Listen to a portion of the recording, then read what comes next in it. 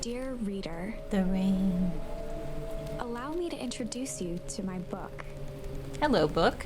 Though it might at first appear like many books you've come across, it is far from ordinary. The name is Book. Thick book. You may, therefore, have some misunderstandings about its nature. The story that awaits you has not been fully told. Ooh.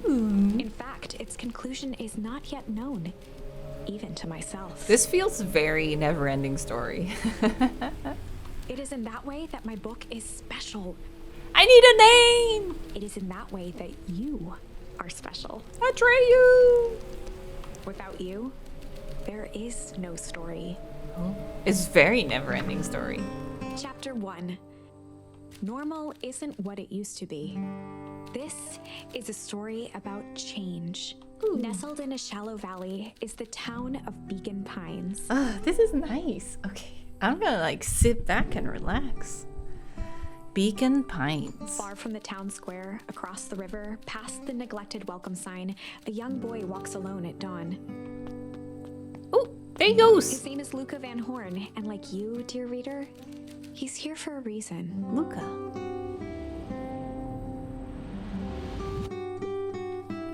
Ooh, cute. Hey, Dad. No! How are things going? Today's the first day of summer vacation. Start middle school next year, I guess. You're so cute. Look at those big eyes and the big fluffy ears. I was 6 years old when you died. It's been 6 years now. From here on out, you'll have been gone longer than you were here. Oh, God. Why? It feels like that should mean something. Mom always said that this tree was your favorite spot in the world. It is a very pretty tree. So colorful. Me too. Oh, look at the little tears. No. Hey, Luca. I knew I'd find you here. Rollo was Luca's closest friend. Rolo. He possessed many fine qualities, Good chocolate. but subtlety was not one of them. Sounds like me. After I banged on your door till your gran answered, I checked the pond, climbed up to the treehouse, then I knew I'd find you Rollo here. finally noticed the tears swelling in his friend's eyes, and the flowers on the grave. Mm-hmm. Oh, right. You and your mom always did this on your dad's birthday. Yeah. I didn't know if you were gonna keep doing it now that your mom's gone too. God, no! Why did it have to start like this? She's not gone. She's just dead. Missing. Oh. I meant to say since she went missing. She's gonna come back, Rolo. Of course she is. Oh God, what happened to your mom? Okay, Dad. See you next time. Think I'm ready to get out of here. Sure, lead the way. What happened to Mom? Oh, this is very cute. Oh, the flowers. Tickle. Wonderful. Okay. I had a good feeling about you from the moment you opened my book. That charm is a very special thing. Very special indeed. Mm-hmm. Keep hold of it for now. Its purpose will reveal itself soon enough. Hmm.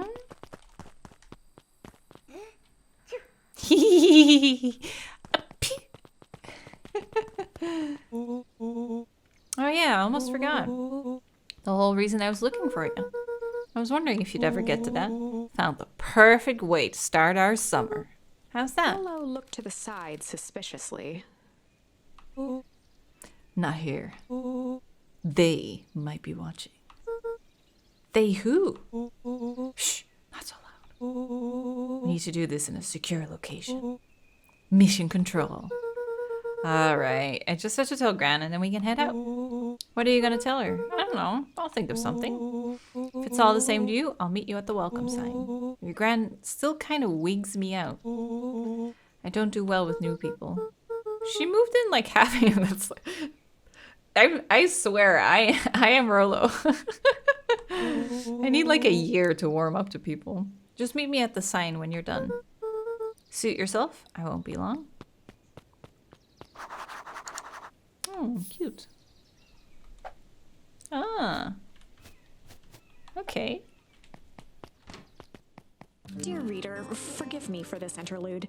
Remember that charm you found in the dandelion patch? There are more of those special charms to discover throughout Beacon Pines. They've been known to reveal themselves to those who are willing. Some of them can be found in this very house. So you're encouraged to just like mess around with things, try and interact with things. Gran had already lit the fire. She kept a warm house, as if by grandmotherly obligation. Fire hazards? You need to observe your fire if you make one. Ah, cozy. That is so cozy. Whee! Very cute. One of his father's old stethoscopes. Luca had spent countless hours listening to anything and everything with it. Your dad was a doctor? Not for years, though. Since Gran had moved in, the house was more peaceful, more orderly, and more covered in flowery fabric. It's very cozy. Just some dusty knickknacks.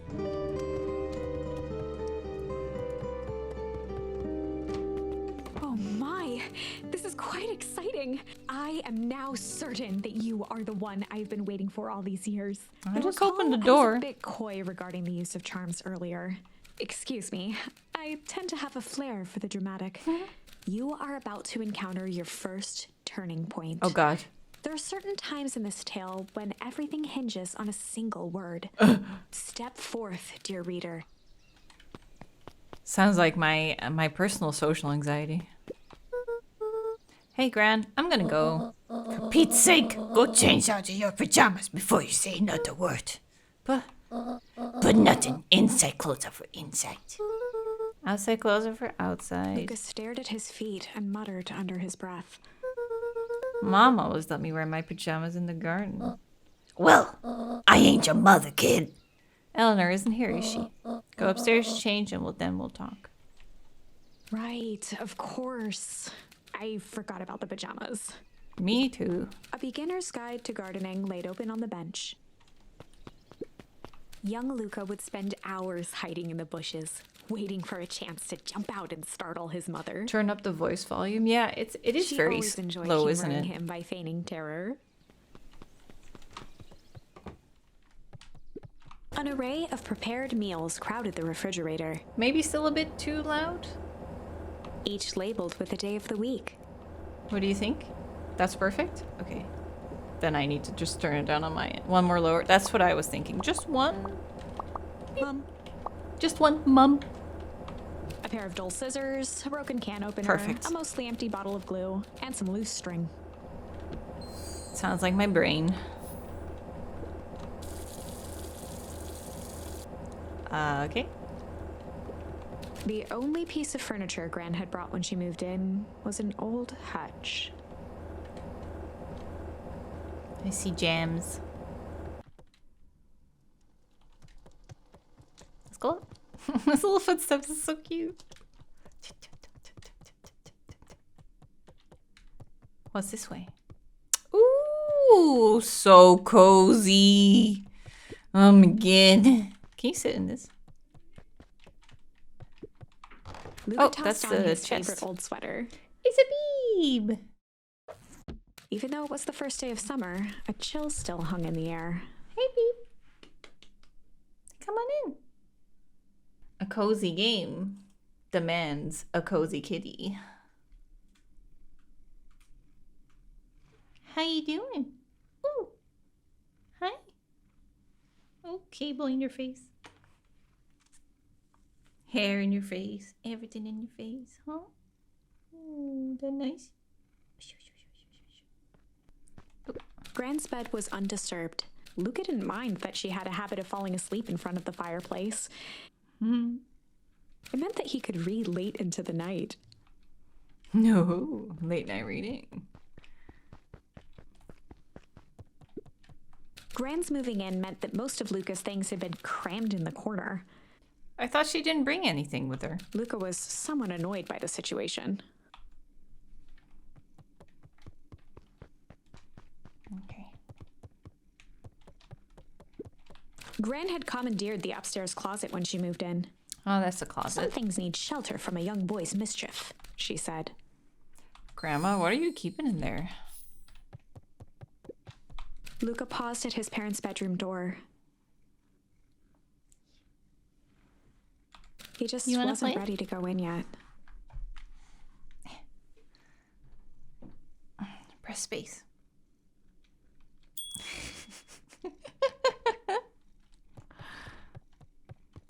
You like that? Let's go talk to Grandma. He's a gamer. Oh, did I leave that open? My bad. Look, Grandma, clothes.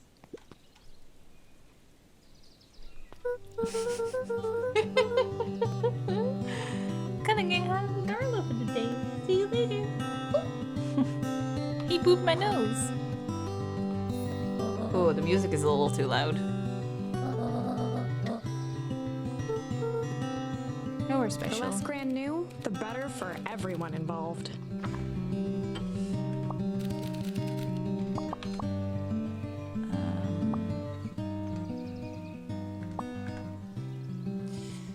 Okay, so we were just gonna go chill for the day, hide.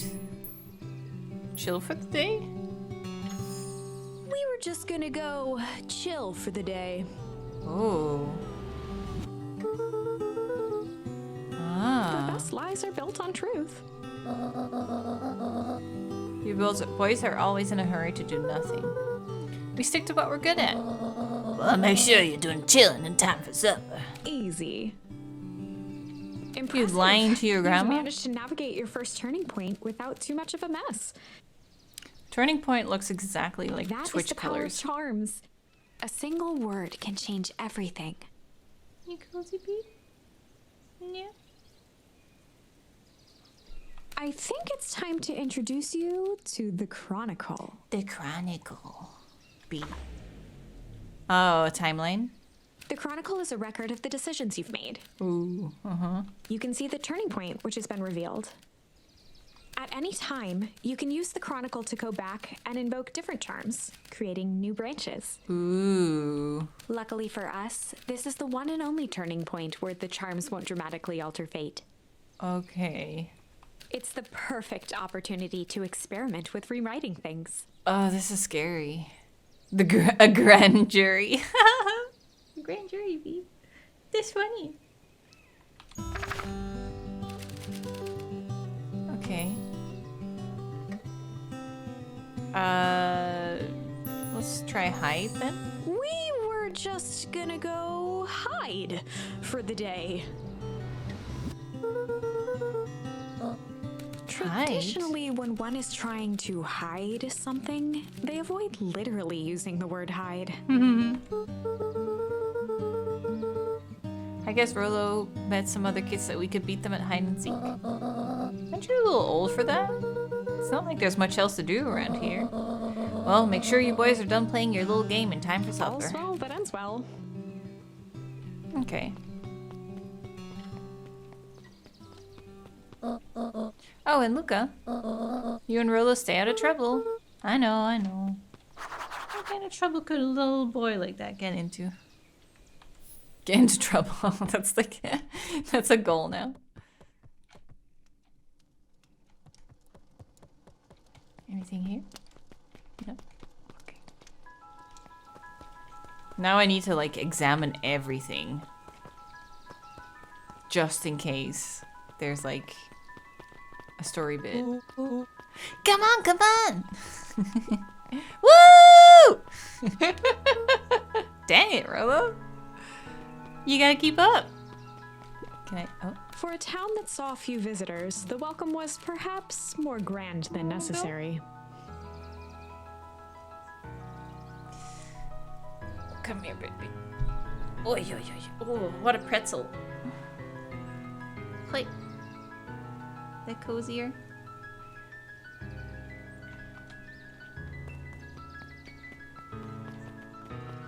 You know the drill. Don't let anyone discover our secret path. He walks backward. Chapter 2. Welcome to Beacon Pines. For many years, this valley had been a small mining outpost. It wasn't until Sharper Valentine built his fertilizer company that Beacon Pines was established. Over the next 30 years, the town had grown and prospered. Thanks to the fertilizer. Until the foul harvest and his sudden death. Oh shit. In the 6 years since, everyone was simply trying to get by. Wait, your dad was the founder of the town?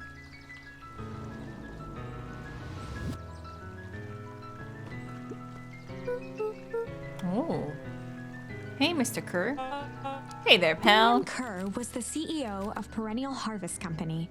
He had become a fixture around town over the past few years. After the failing of Valentine fertilizer, the town was hungry to welcome a new source of employment. Excited for the big festival? Sure. Come on now, when I was your age, there was nothing more exciting than a town festival. The food, the music, the dancing. Sounds pretty alright. You're gosh dang right it is. I'm looking forward to letting off some steam myself. Make sure to invite all of your friends. I couldn't keep Rolo away if I tried. Excellent. One sec, please. Cables. There you go.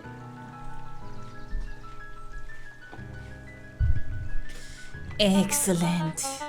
Sorry, Luca. I gotta get back to the proverbial grindstone. Our harvest awaits and all that. Ho now. Left side's a little low. Who is this? Sorry, young Mr. Van Horn. Can't talk now. Very busy with preparations. Mayor Augustus Valentine was not busy. The character art is so good. Oh, sorry, Gus. How many times do I... It's Mayor Flustered, Gus instinctively loosened his tie. Keep up the good work. I must briefly attend to a concerned citizen. Huh? It's nothing. Keep at it. Alright, what can the mayor of Beacon Pines do for you today? Oh, just saying hi, I guess. Well, good day to you too, young Mr. Van Horn.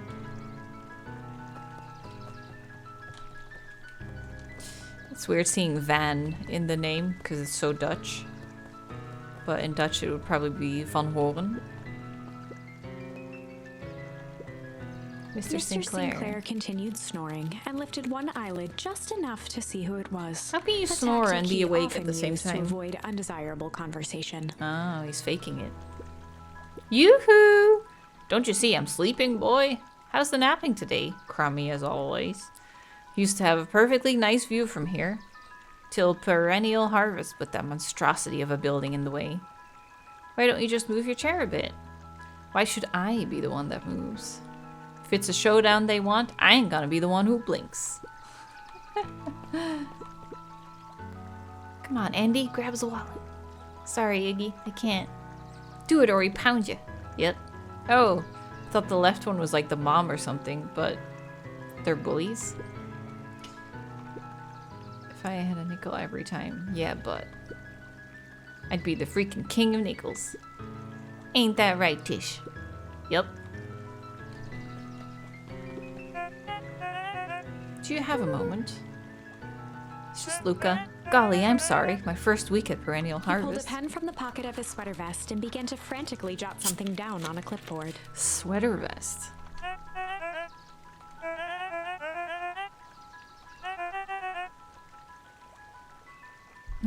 Name's Pete. Nice to meet you, Pete. What are you writing? Just documenting. Stop writing? It's exciting to be a part of something so darn special.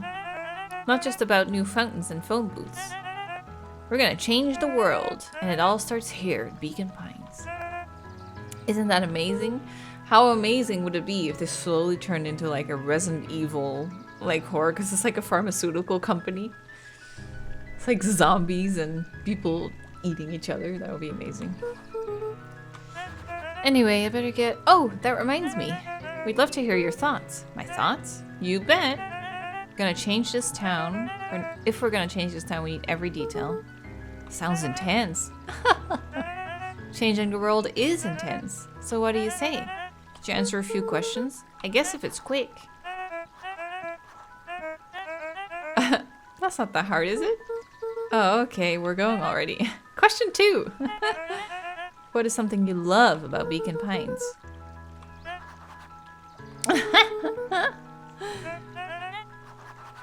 Pete stopped scribbling and glanced up from the clipboard.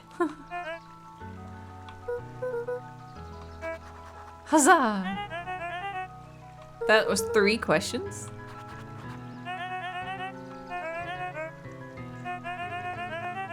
We can save the rest of your thoughts for later. Okay. Weird. It is kind of an ugly building, yeah. Big trash cans.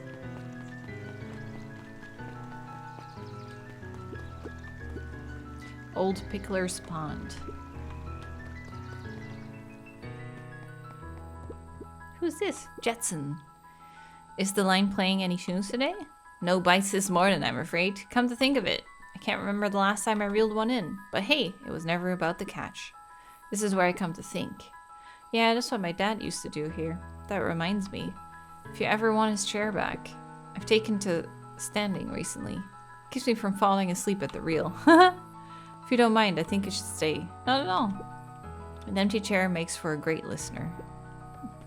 Whenever Luca saw his dad's chair by the pond, it reminded him of the days they'd pack up a couple of sandwiches and fish until sundown. No, that's nice. Oh, I'm gonna go fishing. Is that my dad? Go pick out your bait from the tackle box, buckaroo. Luca opened the tackle box and picked the perfect bait.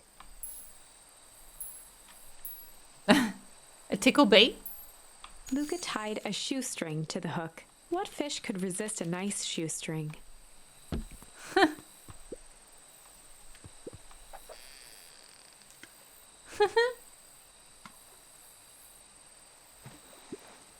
You have to reel it in a bit faster, or your catch will lose interest.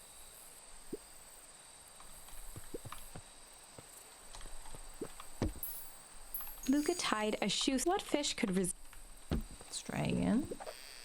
Do I reel it? I don't really know what I'm doing. There's no like QTE or something. This is hard. They're not giving me any instructions. Luca tied a... What fish could... Luca tied a... What fish could...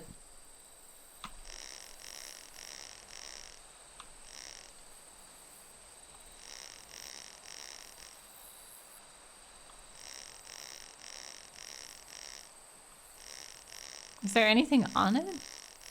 There must be, otherwise it wouldn't be this hard. Ah. I got a boot.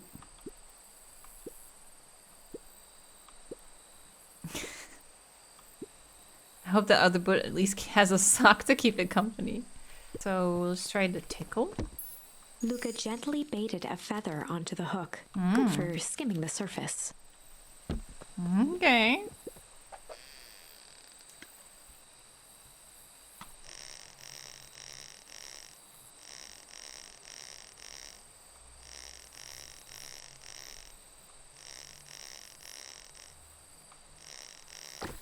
Oh, a ducky. Well, I'll be switched. It's your old rubber ducky. You were just a little drooling ball of fur when you lost that. Cried for days. I told you it would turn up. Hehe. Oh. Oh, that was it?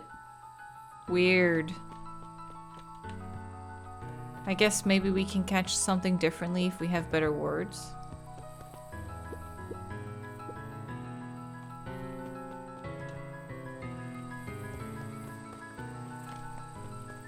Look at all this junk. The boys had a good thing going.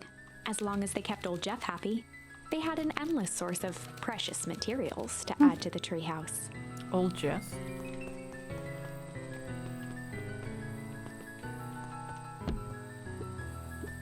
On certain nights, when the clouds were just right, the boys could tune into strange patterns of static. Rolo thinks it's aliens. He always thinks it's aliens. Mara, thanks so much for the gifted subs. Thank you. Luca's winter coat decommissioned for the summer. With the cold holding out longer than usual, he reconsidered its usefulness.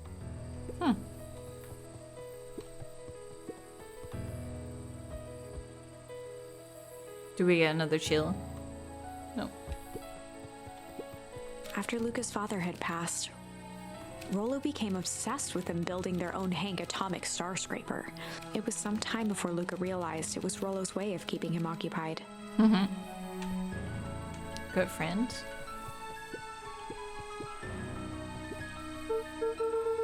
What's this top secret plan to start our summer? So you know the abandoned warehouse by my place? The old Valentine building? Well, it isn't abandoned. What makes you think that? Get this. Last night, it was glowing. Glowing? Are you sure?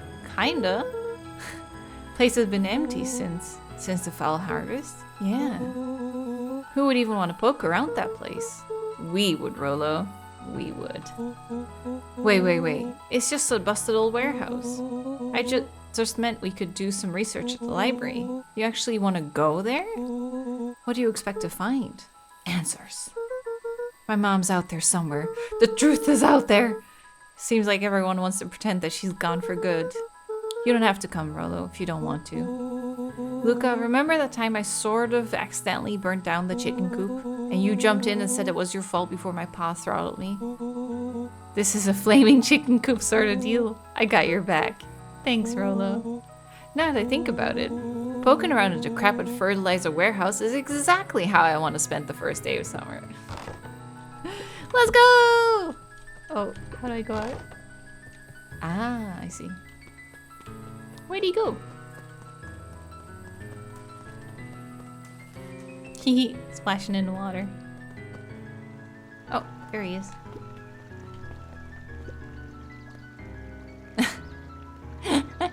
Just leaning. How's it hanging? Just waiting for the harvest.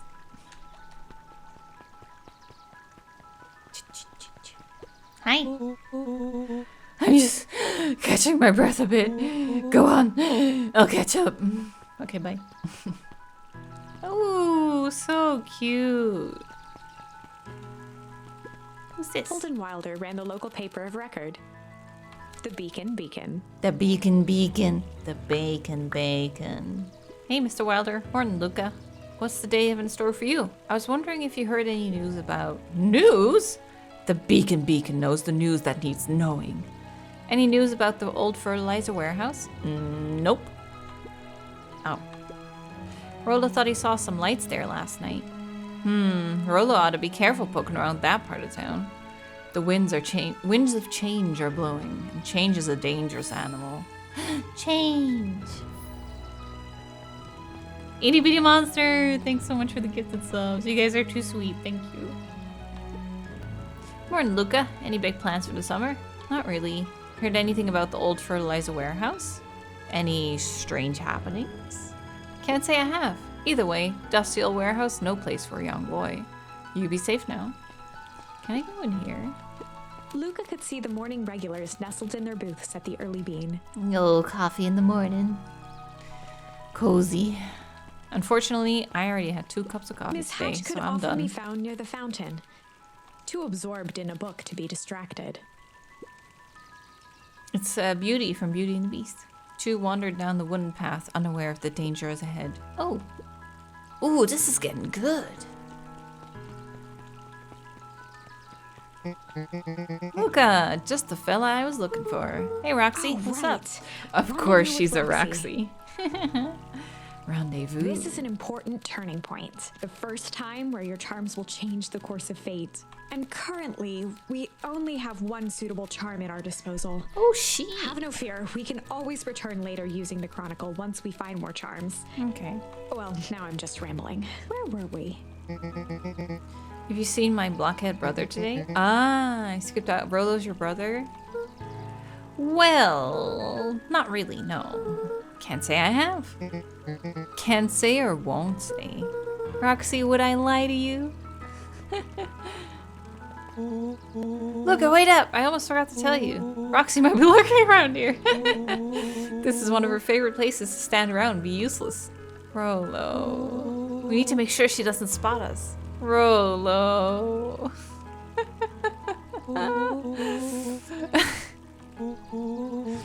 You're not scared, are you? She's harmless. And a chump. She's right around the corner, isn't she? Get in trouble. Done. Oh, hey, sis. Nice weather we're having, eh? Couldn't help but notice you snuck out this morning before breakfast. Wasn't hungry. Couldn't help but notice your morning chores were left unchored. Roxy, I'm gonna level with you. I'm sick and tired of digging up carrots. We all gotta pick up the slack since the fall harvest. Almost every carrot I dig up is rotten. The rest look like they were hit with Hank Atomic's shrinkery. All the more reason to keep on digging. Wait, so since the fall harvest, even every harvest is like kind of like, eh. It's gotta be more to life than puny carrots. Luca and I have places to be, so if you don't mind, I'm not gonna catch hell again because of you. Either you march yourself home and harvest those carrots, or I haul you home myself. Maybe we should do some as Roxy took a step toward him, cracking her knuckles. Luca knew he had one chance to save his friend from being dragged home.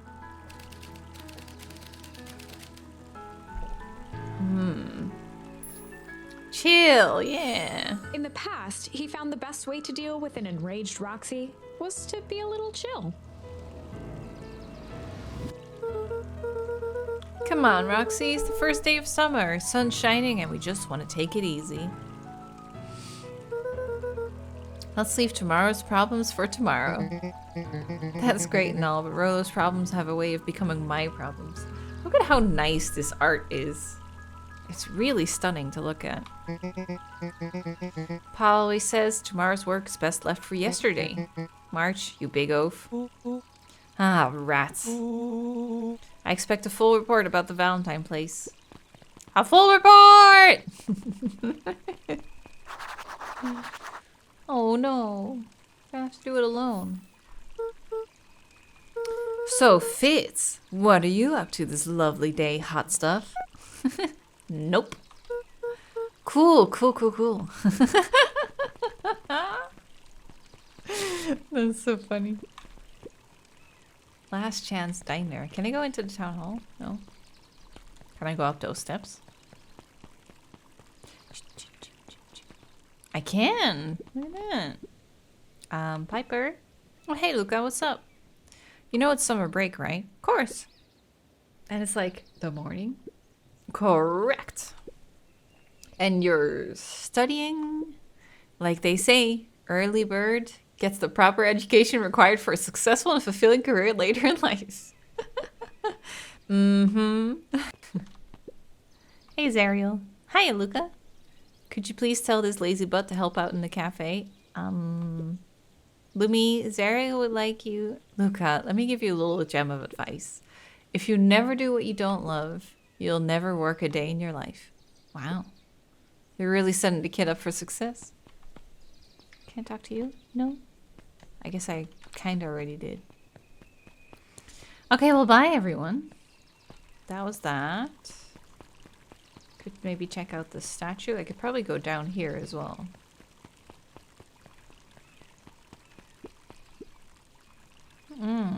Sharper Valentine.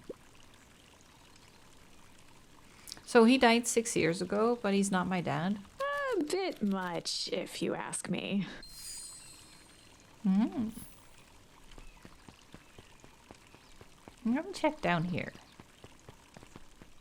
Ooh, so cute. Hey, Bert.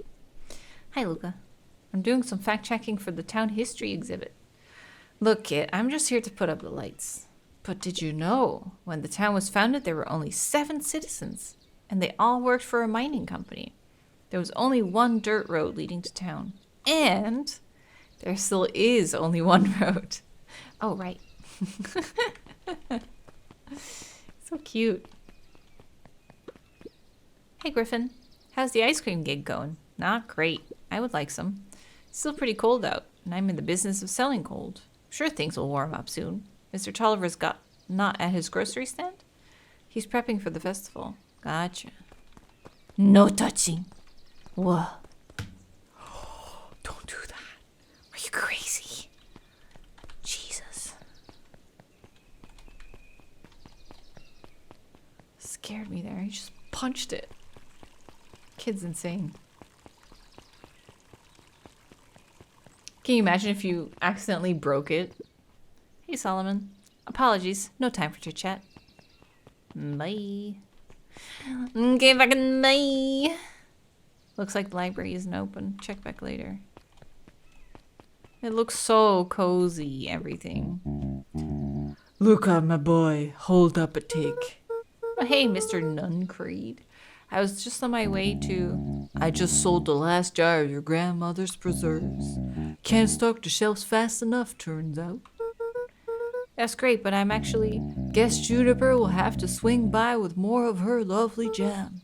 Well, don't let this old man slow you down. You just remind her that she still owes me that dance. A promise Gran regretted the second it was made. Will do. She's a fine woman, that Juniper. Ooh.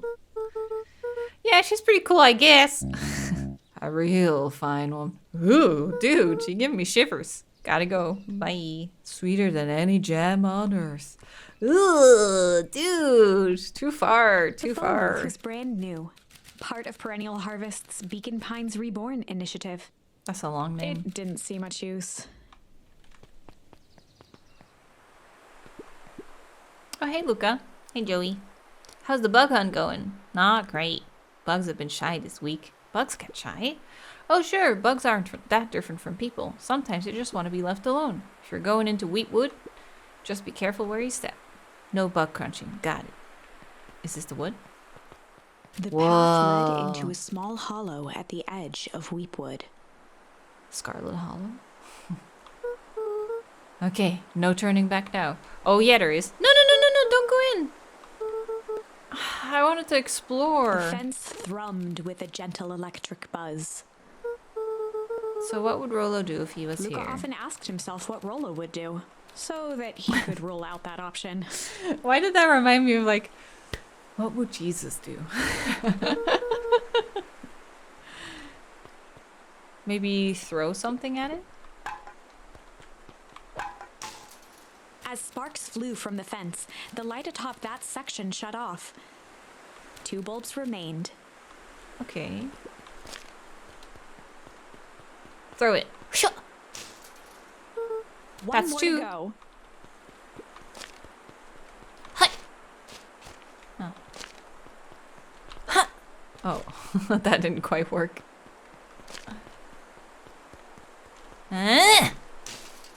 The fence's buzzing gave way to silence. I wouldn't trust it, dude. Oh, you're gonna die. Every kid in Whoa. town knew the old Valentine fertilizer building. Long abandoned, the warehouse once served as the industrial heart of Beacon Pines. Now, it stood only as a reminder of things left behind. The dormant building showed strange signs of life. Rolo wasn't exaggerating. What's There going was on only one here? way to find out. Oh, dang! That smells awful. He'd have no problem poking around in there.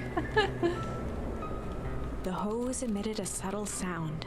It was actively draining some kind of liquid. Locked. Luca thought he heard faint sounds coming from the other side of Lock the door. it.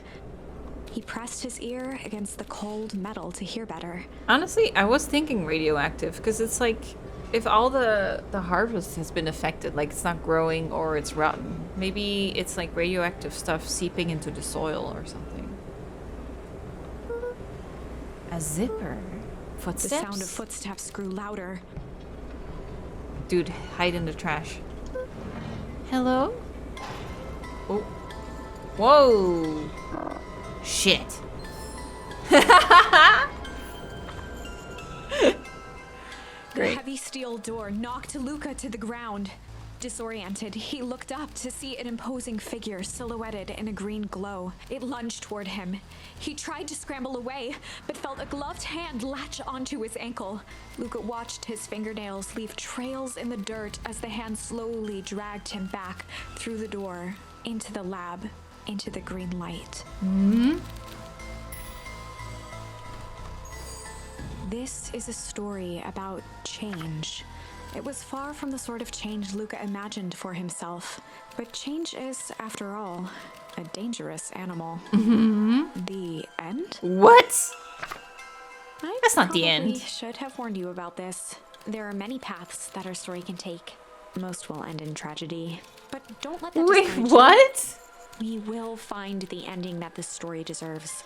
I just know it. From here on out, a charm will have a check mark when it's been used to its full potential at a given turning point. Okay. Now, let's try something different. Can you shit there? Oh, look how cute the art is on the left page. Wow. Okay, so the only thing I haven't tried is shit. Was to be a little shit. In the past, he found the best way to deal with an enraged Roxy was to be a little shit. Oh my god. Did he just kick her?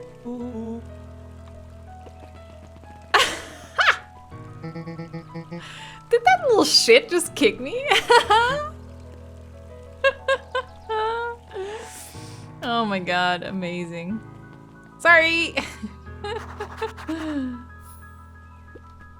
Oh. Jeff's hardware closed down about a year ago. The effects of the foul harvest stretched wide. When there are no crops in the field, tractors don't need fixing.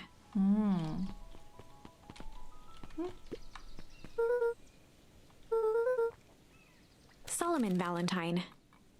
Current ward of and future successor to the Valentine fortune, Oh shit. huffed as he brushed off his pants.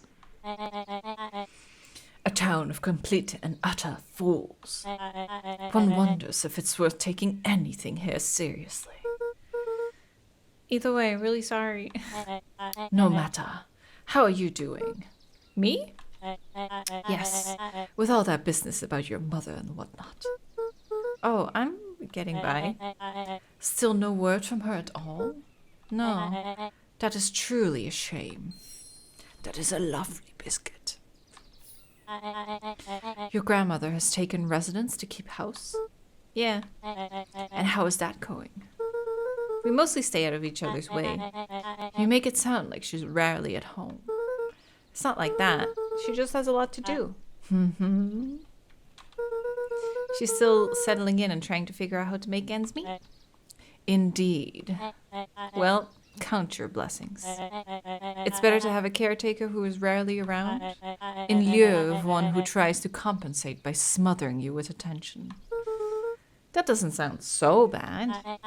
Trust me when I say it's best to rely on yourself. Woof. Family has a way of creating more problems than they solve. Uh-oh. Is that your bodyguard? Oh, were you running away from your bodyguard? Solomon trifled a gesture toward the approaching heiress Valentine. Heiress. Speak of the devil. Ooh, what a pretty dog. Do not wander off like that. I'm much too busy to be looking all over for you. Apologies, errors. I was just taking a stroll through town. Strolls are for commoners. You're a Valentine now. I want you to be present for the construction of the History Museum. The future of this town relies on its ability to remember our family's great past. Of course. I am so gonna forget what kind of voice I gave them. Okay, bye, creeper. Nope. Kinda in a hurry. Bye. Don't want to talk to you, creep. Boy's got too much of his father.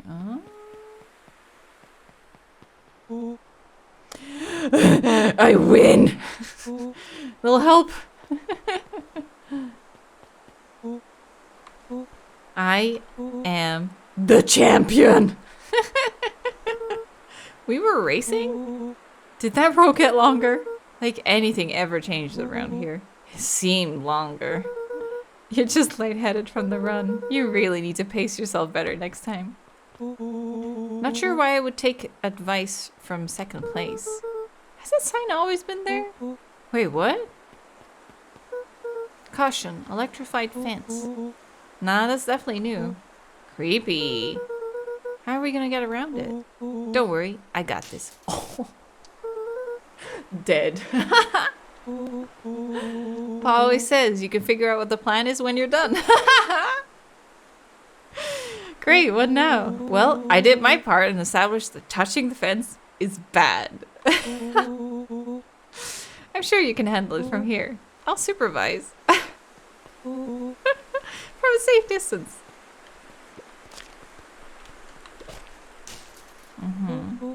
Whoa, you're a genius. Ta-da! You never fail to impress. As the glowing windows of the old warehouse came into view, Rollo began to bounce excitedly. Check it out! Dang, Rollo, you weren't exaggerating. Was there ever any doubt? This definitely needs investigating. Good thing 2 ace detectives are on the case. This is bizarre. This is awesome! Rumble. Did you feel that? The excitement in the air? You bet your butt I did! Check out this puddle! That's not normal. And this hose! Aw, man, the door's locked. Try harder. No dice, it won't budge. Oh well. The dumpster's new, right? I bet it's got stuff in it. I can't really see what's in there. Who did all of this? My nose is itching. I think I smell some treasure. Are you sure it isn't hazardous waste? Help me get in. Rollo. It would be my honor to throw you in the trash. Come on, Lady Luck. What's in there? Let's see. Squishy bag of squish. Wow. A good inch of stagnant sludge. Your natural habitat.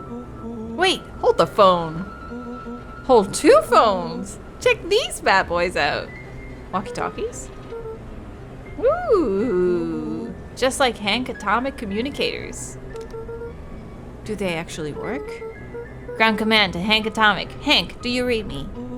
This is Hank Atomic, ground command. You're coming in 5 by 5. How are your vital readouts, Hank? Getting a little stuffy in here. Requesting assistance for evac. Help is on the way. Maybe you should both climb in. What was that? Someone's coming. Give me your hand. I'm trying. My hands are covered in squish. Oh my god. Go in. Scoot over. Ah. So wait, that dude just straight up killed me?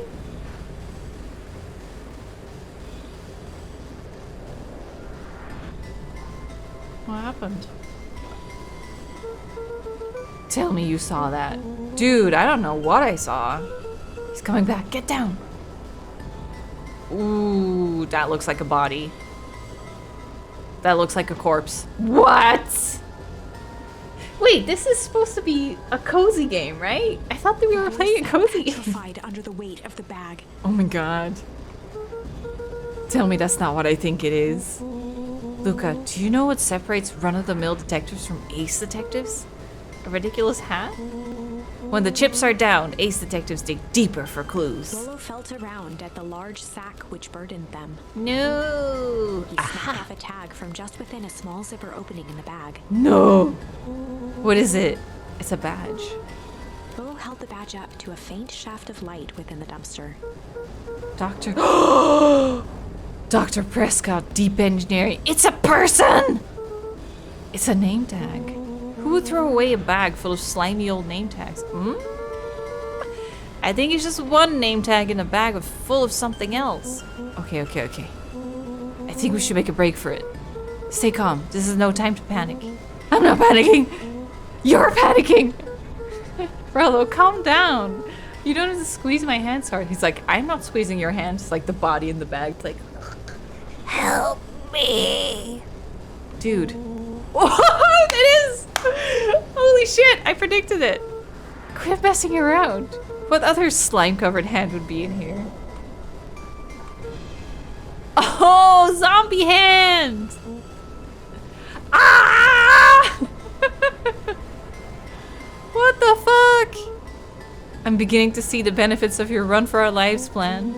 Right, we've clearly established that I'm faster, so I'll go first. Why don't go together? Flaming chicken coop, Luca.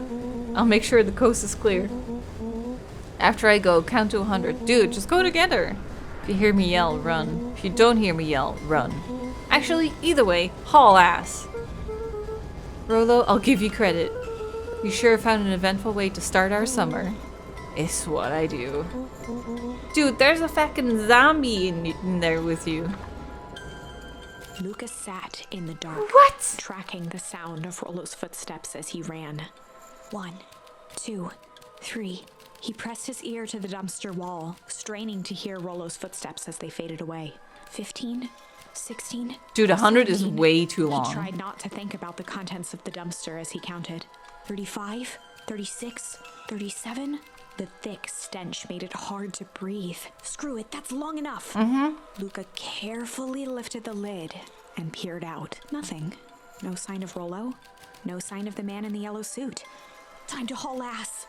Luca clambered from the dumpster, stumbling to his knees. He was up like a shot and running, sprinting toward home as fast as he could. Beacon Pines flew by, blurred by the tears that welled up in his eyes. Okay, he made wouldn't it out. remember getting home at all that night.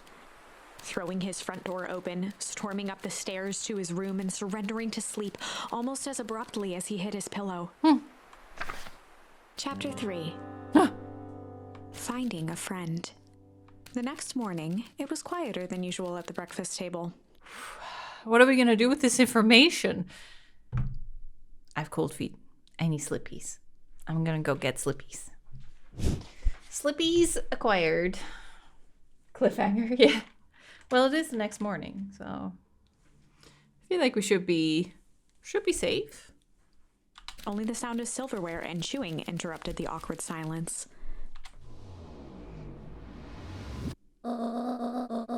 Finished jarring a mess of jam last night. That'll need to get delivered into town today. Okay. Okay. What'd you and Rolo get up to yesterday? Nothing interesting. Keep grabbing the mouse, but I don't need it. Hello? Square, square, square. Dot, dot, dot. Square. Square, square, square, square, square, square. Square, square. Period. Square, square, square, square, square. Comma. Square, square, square, square, square, square! Exclamation mark. Calm down. Of course it was the right thing to do. Start gathering folks. I'll be right there. What happened? Anything you want to tell me about yesterday? Uh-oh. Anything I want to tell you? Not really. We just sort of ran around a bit. Gran's brow furrowed. She let out a long sigh. Her voice was quiet and even. I have to go take care of something. Stay in the house for the day. Under no circumstances are you to leave. What? If I'm not back by dinner, there's stew in the icebox. But nothing. You would stay here. She's so tough. Say it. I'll stay here till you get back. Good. Exit the house immediately. Well, that was strange. His little footsteps are so cute.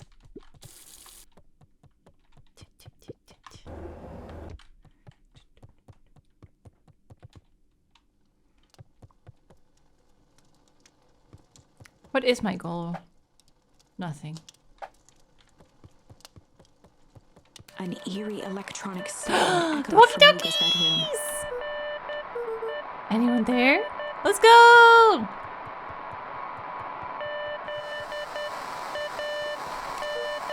Hello? Rolo, is that you? Sounds like Morse code. over?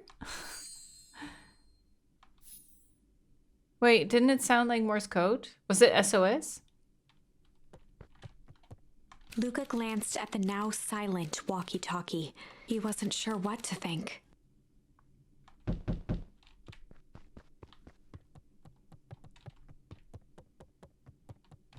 I did not expect there to be a zombie. Oh, hey, Roxy. Don't tell me that Rolo didn't come home last night.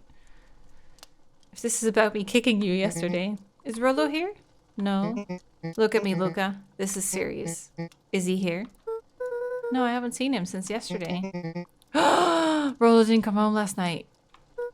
What? A pit formed in Luca's stomach. Uh-oh. Where was the last place you saw him? We were playing around in oh god. I was gonna say Weed Whoop. Weed Whoop! And then it was late and we went home. Weed Wood? If he's alive, I'm gonna kill that little creep. Anything else? Anything he Luca's said? mouth felt dry. We were just messing around. Okay. I need to go let people know to check the woods. Stay out of trouble. Go see if he's hiding in the library or something. Luca could feel his heart beating in his throat. But I'm not supposed to leave the house. Rolo. Where are you?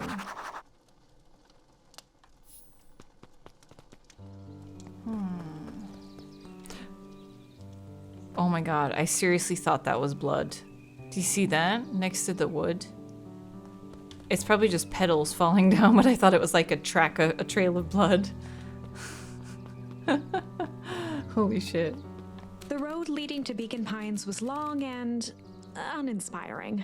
A sort of natural barrier for the impatient.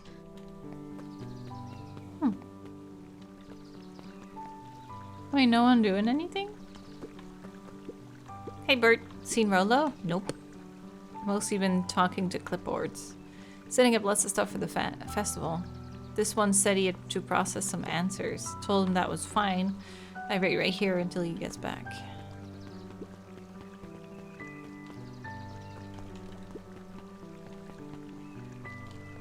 He's too busy napping. Howdy, Luca. Hello again, Pete. I'm not Pete, you silly goose. It's Toby. What? Could have fooled me. No problemo. Important thing is, we'd love to hear your thoughts. Wait, what the hell? They look identical. Toby looked up from the clipboard excitedly. That's right. Got my own stuff to take care of. Where is the library? Gah, you joker. Let us know when you're free to answer a few questions. Never! We really need to get back to work. A couple more minutes. If Roxy said she will be here, she will be here. I just don't see why I'm standing around, doing nothing, and waiting for Roxy, when I could be standing around doing nothing and getting paid for it. Come on, Lumi, Roxy needs our help. My parents wouldn't listen. No offense, but isn't Rolo always getting into trouble? Something feels different this time. Oh, she's a good sister. What can we do to help? We need to check where the adults aren't. I guess it's up to us to check we would. Our shift doesn't end for another couple of hours. We could spend the time making posters. That would be great, I guess. Right. Fitz and I will check the woods. We'll be back later to pick up the posters. I think my dad has a map of the woods. Let's swing by my house and grab it before we head out. Ooh, are we playing as them? Oh no, they're just going. I actually don't know where the library is, do I? Hey, Don. That is so cute! Oh my god, I think I just found my favorite character. Is it true about Rolo? Yeah, he didn't come home last night. I wonder if it's connected. Connected to what? I was checking in on reports about increased activity around town. What sort of activity? Windowless trucks, mechanical noises, strange lights.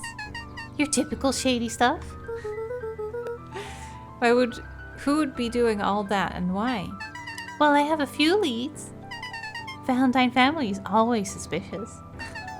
Perennial Harvest certainly has the resources. Do you have any idea where Rolo could be? The best place to start looking is where the trail went cold. Where'd you see him last? We were in the woods, right by Valentine's fertilizer. I'll check out the woods when my shift ends. Little nose, it's so cute. I do my best work at night. She's adorable! Us a diner. Ah, it's closed. Okay, let's go back. So cute. Oh. Hey guys. Ah, God, the art is so gorgeous. What's this about a missing child? I must stress that the situation is completely under control. It just all seems so terrible. And you're sure there's nothing we can do to help? Nonsense, young Mr. Cotter will turn him safe and sound, I'm certain. You just focus on settling it. I trust my sister has supplied you with suitable lodging? Oh yes, Miss Valentine has been more than accommodating. We were just telling our daughter back that... Now where did she run off to?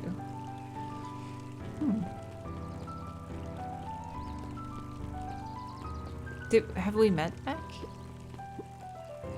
His eyes went white in disbelief. What do you mean, vanished? That's impossible. Oh my! He doesn't even see the danger he's in. Let me go this way. Oh, wait. So, if I've been that way... Did I go this way? Oh, right. Who's this? Yisun? History Museum. It's laughable, really. Did you happen to see Rolo? No, just the shadow of a family clinging onto a town, clinging onto the past. Feel free to check for yourself, but don't expect to have your mind blown. Let's go to the museum. Oh. Celebration of Excellence. We all know Beacon Pines is a great town. What you may not know is great towns grow from mighty roots. And that is why you cannot tell the story of Beacon Pines without telling the story of one shopper, Valentine. Young Sharper's keen intellect and strong moral fiber led to a grand vision. A vision of a community dedicated to a better tomorrow. In his own words, a better tomorrow is within our grasp, but it requires a singular mind to harness it. Lucky for us, he decided to grow that vision here, in Beacon Pines. And how does one grow a better tomorrow? With fertilizer, of course. Valentine's Fertilizer Company became the lifeblood of a town yearning for purpose. But then tragedy struck. A scientific experiment gone wrong. An accident which took Sharper away from us far too soon. To this day, we struggle to pick up the pieces. But one foul harvest isn't enough to stop the people of Beacon Pines. The spirit of Sharper Valentine lives on. It lives in the hearts of everyone with a dream for a better tomorrow. Together, we will follow his example and grow a bountiful future. Paid for by the Valentine family and the Valentine Fertilizer Company Remembrance Fund. Whatever killed that guy probably killed my dad too, right? That was unhelpful. Yeah. So I do need to go this way. I wish I could run a little faster. Like a little sprint would be nice. Oh, this is the library. Oh. Ooh, who are you? Kato volunteered at the library during the summers. He wasn't very social, so he'd dedicate each summer to becoming an expert in a single subject, making him a reliable source of very particular knowledge. If you were to ask Kato something he didn't know, he'd escape into the dusty old bookshelves and return with just the right thing. Hey, Kato. Kato was lost in his reading. Kato is Japanese for corner, like the corner of a room. Kado. Luca crooked his neck to see the title. Introduction to Melitology. Melitology? Is that an actual thing or made up? No, you're so cute. What? Good book? Don't know, just started it. He gestured to the shelves. Really running out of books I haven't read yet. Now it's on to the wonderful world of bees. Turns out bees are pretty cool. For instance, did you know that around 70% of bee species actually live in underground? What? 2 queens in a hive, they will fight to the death. I do know that. Fight. That's interesting, but you haven't seen Rollo around recently, have you? Not since yesterday. Keep an eye out for him, okay? Sure thing. If I see him... I know this is totally unrelated, but the color of his text balloon is so nice. That is such a pleasing color to look at.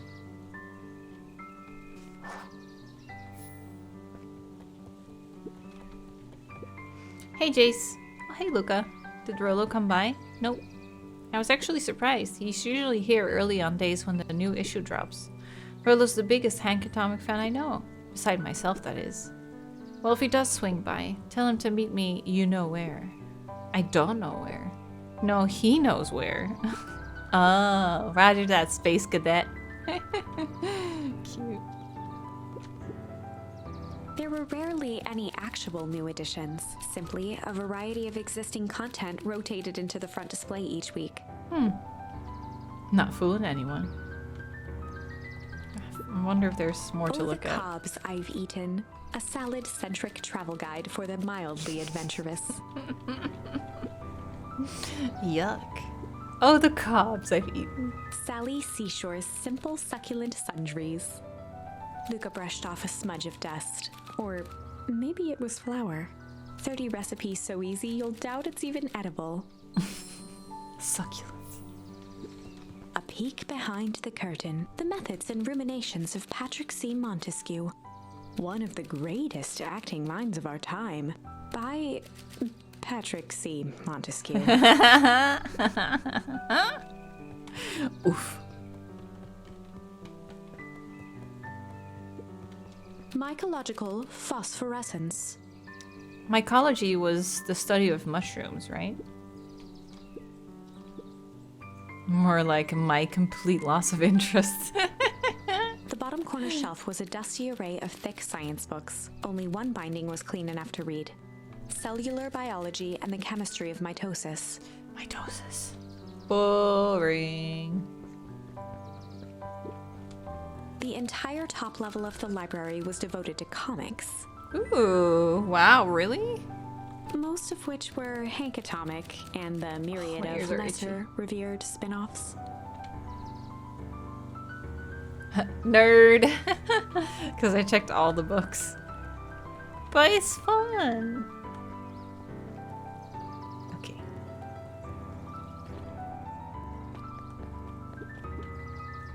What sort of monster puts candy behind a locked door? Ooh, you're cool looking. Wow. Oh yeah, Mr. Nuncrete works weird hours sometimes. Of course he does. How about you? When do I work? No, what's your name? Luca. You're new here? Yep, not by choice. Beck's family moved often, Oh, that's Beck. giving her little time to establish any real connections. She would tell you she prefers it that way. I'm looking for my friend Rollo. He didn't come home last night. He's missing? I guess so. Missing? Does that sort of thing happen a lot around Luca here? shifted his feet uncomfortably. Well, that sucks.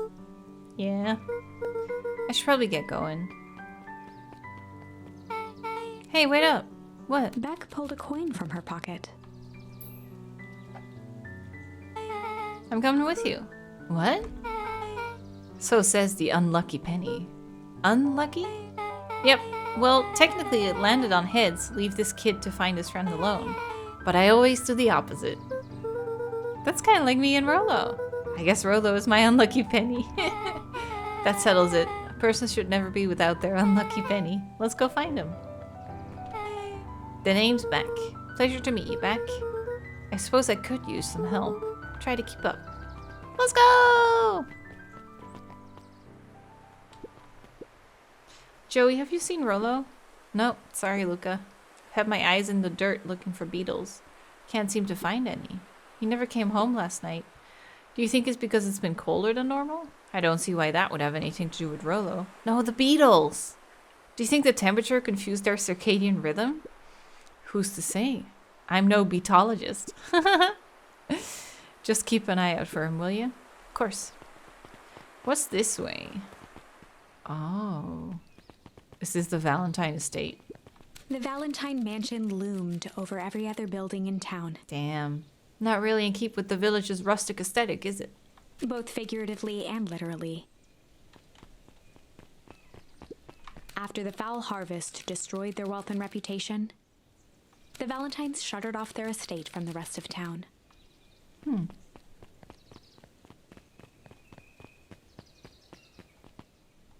Oh, this is cute.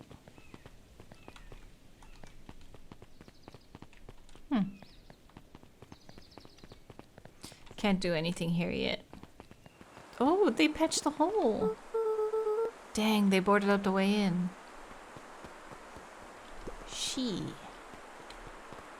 Now what are we gonna do? Maybe we can go along the left?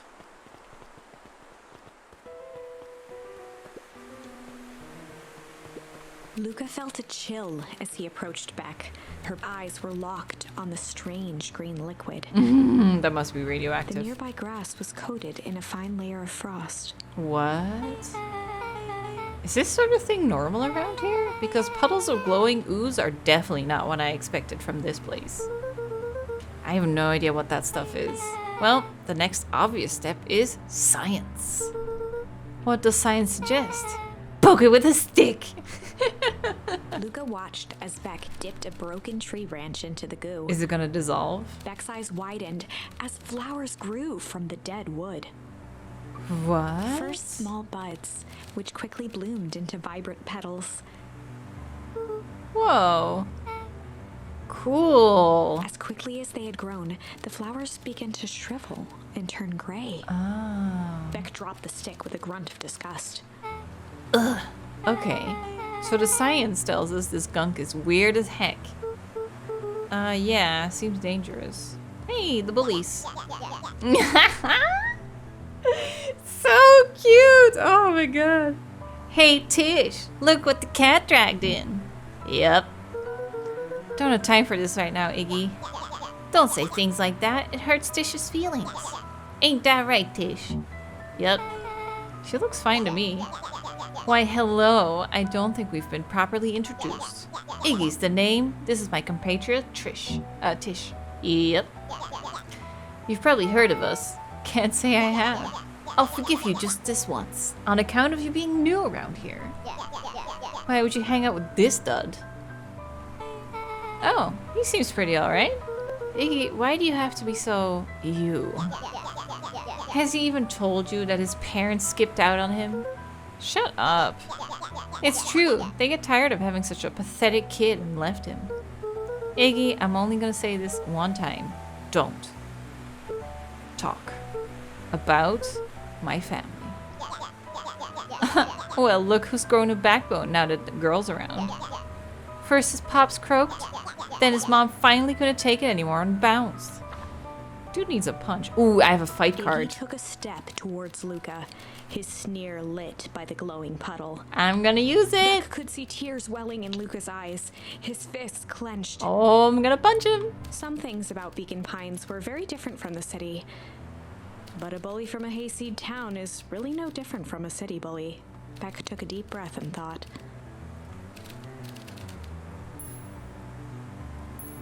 Strange or tickle? I want to fight. Maybe tickles. Well, time to bust out the tickles. Hey Tish, want to see something cool? Yeah? Check it.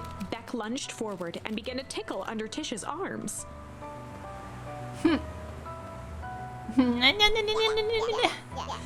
Tish, is she tickling you? Yep. Yeah. Tears began to form in Tish's eyes as she gasped for breath between gales of laughter. Beck redoubled her efforts until Tish finally had had enough. What just happened? She seems nice. Sorry for the interruption. I think you were just threatening us. Iggy's eyes darted around, a realization dawning on his face that he was now outnumbered. I just remembered. I have somewhere to be. See you around, new kid. Iggy kicked at the puddle before making his escape. Oh no. What a little creep. Uh-oh. I think you got a little Beck shook ooze the in your ooze out hair. of her hair as best as she could. Oh no. Oh, is it gray now? It depends. What are your feelings about having a more mature, refined look? Oh god. Hopefully Chapter 4. that's it though. It will be... I already immediately saw like flashes of the cat just growing super old and dying The instantly. best policy. Luca paused for a moment, catching his breath. He'd only just met Beck, and somehow he already managed to drag her into this mess. Hopefully he could make it up to her. But finding Rollo was his primary concern. Well, it was Beck's idea to come along though. Shouldn't blame yourself for that. Valentine.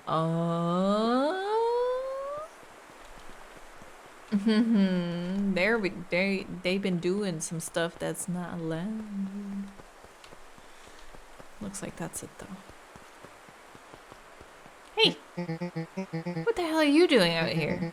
Why did that kid with gray hair just run past us in a Roxy panic? and Fitz looked drained. It was clear they'd spent all day searching.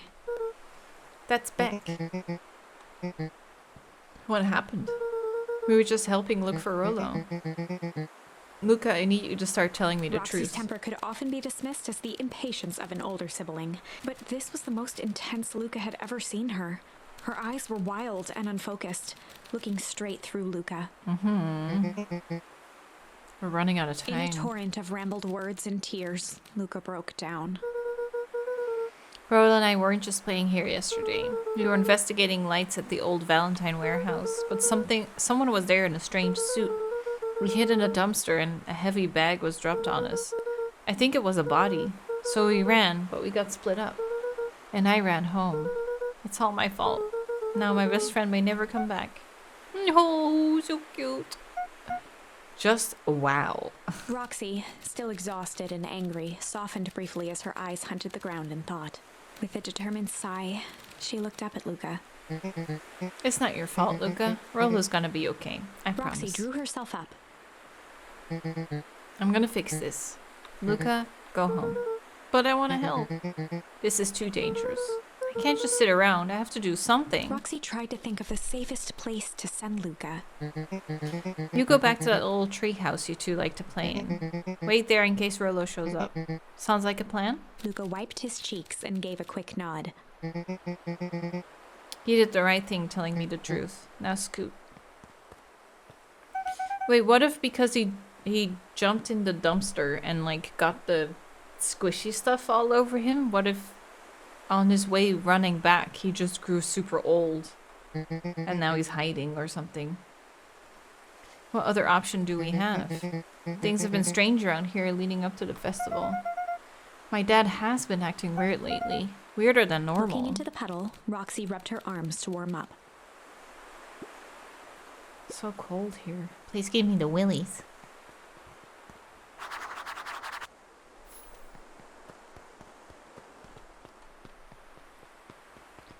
Mr. He Nuncry could jumped be- with a start. He could be hiding in the treehouse.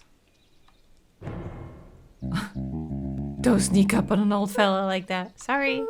Who were you talking to? What? Luca motioned to the phone booth. Oh, no. I was just checking because I thought I heard it ring. But the dang thing never does, of course. Yeah, I never seen anyone use it, really. Whole thing's a waste of money if you ask me. Any word from Rollo? Not yet. Long time for a boy to lose his way. Don't say that to a young kid. Jeez. Rollo knows those woods too well to get lost. I suppose you're right. Silly boy's antics have this whole town worried sick. Antics? We all know Rollo likes to play his little pranks. You think this is a prank? What other possible explanation could there be? He's not playing a prank and he didn't get lost. Someone took him. I know it.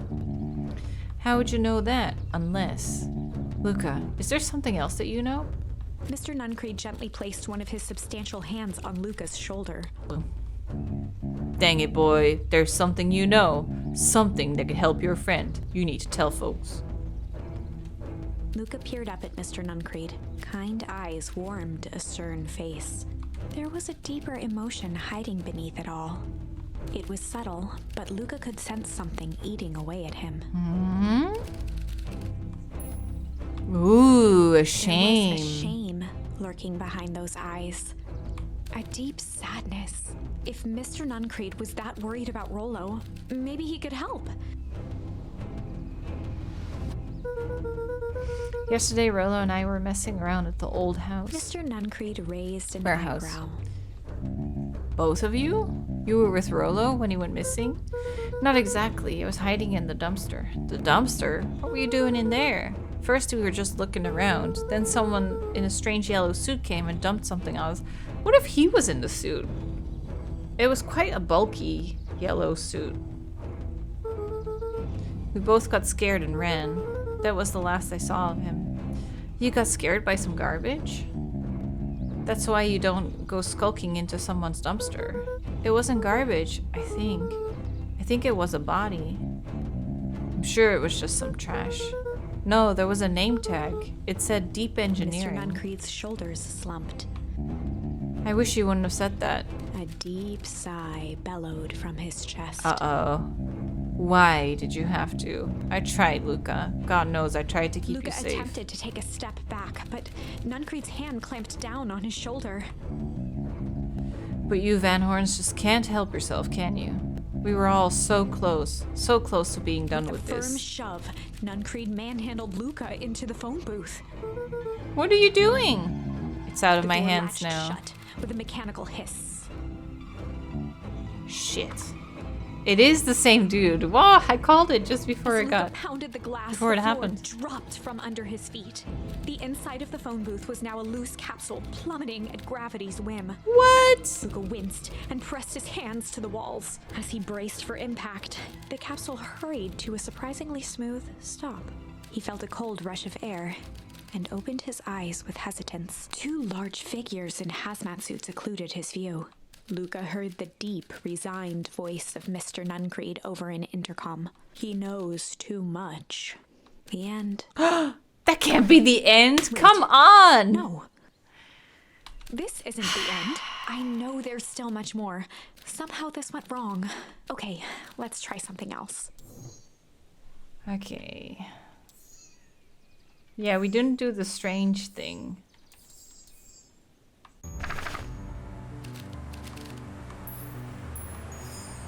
Well, time to bust out the strange. Maybe then I'm not alone when I talk to Mr. Nuncreed. Alright, Luca, looks like you need a little mud bath. What's wrong with you, new kid? We're about to pound your friend. Beck stared in silence, the only sign of life being the twitch of an eye. It's weird when people don't talk. Yep. Stop being a weirdo. Hello? Are you some kind of wackadoo? Makes sense. Wackadoos travel in packs, At the eh, sight Dud? of Iggy taunting Beck, something in Luca snapped. Iggy's smirk shifted to a look of shock as Luca launched himself into his stomach. Ah! Iggy's Ooh, clothes pushed were him into the drenched in puddle. glowing ooze. Oh no. My clothes are ruined. I'm Iggy's gonna... voice began to slur as he struggled to get up. What did you do? I don't feel so good. Oh!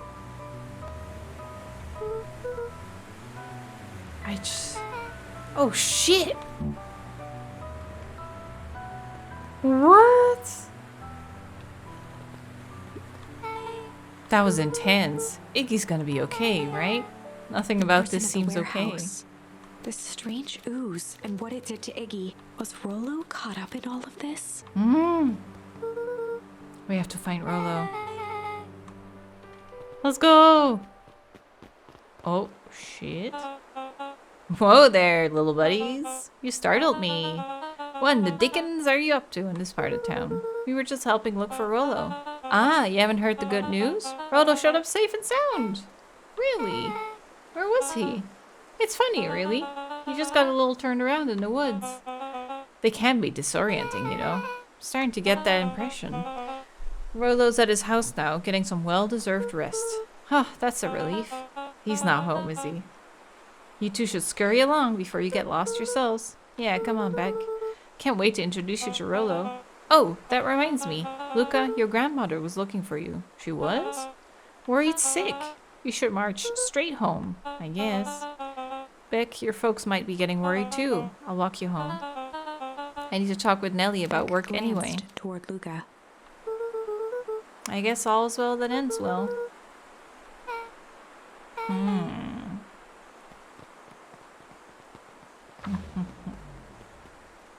Rollo was safe. No. A wave of relief washed over Luca. No. Which was quickly replaced by a sense of dread. Gran is going to kill me. If he hurried, he might just make it home before sundown. Chapter 4. Our harvest awaits. Luca took a deep breath and gingerly opened the door, steeling himself for Gran's wrath. Is she not there? Gran? I'm home. Everything's fine. Gran? It was just a distraction. I was just helping look for Rollo. She ain't here. Gran? Roxy came over. She was worried about him, so I figured you wouldn't mind if I helped look. Turns out Rollo is safe and sound. Why does it feel like we're about to find her dead or something? Luca was alone. The house was empty. So Gran's not back yet. I guess that is a good thing. Nothing to do now but sleep, I guess. You don't think it's shady that the dude is like, Luca was sitting by your the grandma pond, wants you home, and then... listening to small waves lap against a rock. His father sat in a folding chair in front of him. Without turning, he spoke. "Why don't you grab me some nice bait?" "Sure thing, Dad." Luca hopped over to the tackle box and popped open the lid. Inside was a rolling, buzzing mass. "We're fishing with bees?" Luca's father gave a warm chuckle. "Well, you catch more fish with bees than honey. Pick us out a good one." Luca closed his eyes and plucked out a bee. He could feel its wings struggle between his finger and thumb. Holding it at arm's length, he hurried over. His father deftly baited the hook and examined his work. "Interesting choice." With a practiced flick of the wrist, the line buzzed in a graceful arc. The water accepted it without a splash or ripple. The wrong choice. But I respect it. The pond began to freeze over. Sometimes we gotta make the wrong choice before we can make it right. Pallid ice propagated across the still surface with an alarming speed. I see. Luca scrambled back as the ground beneath him turned cold. "Dad, I don't understand." "Sorry, kiddo. Understanding isn't always part of the deal." The relentless ice shot through the fishing line toward his father. "Dad, look out!" His father casually wound the reel. "None of it's your fault, you know. Never was." "Dad, we have to go." Luca grabbed his father's shoulders, trying to pull him away. "Please, you have to run." The ice crackled as it spread across his father's hands. Ooh. That's the thing about fishing, Luca. His chest began to crystallize. You toss your hook in, and you never know what you're gonna pull out. A shock of searing cold ran up Luca's arms. He gave one last death. The chair tipped backwards in a single frozen mass.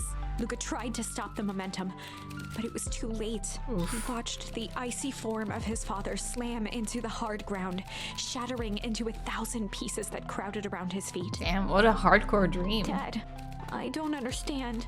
What does all this mean?" The gentle rustle of leaves was the only reply. Oh, I thought he had a little sleeping mask on. Luca's eyes struggled to focus on the walkie-talkie.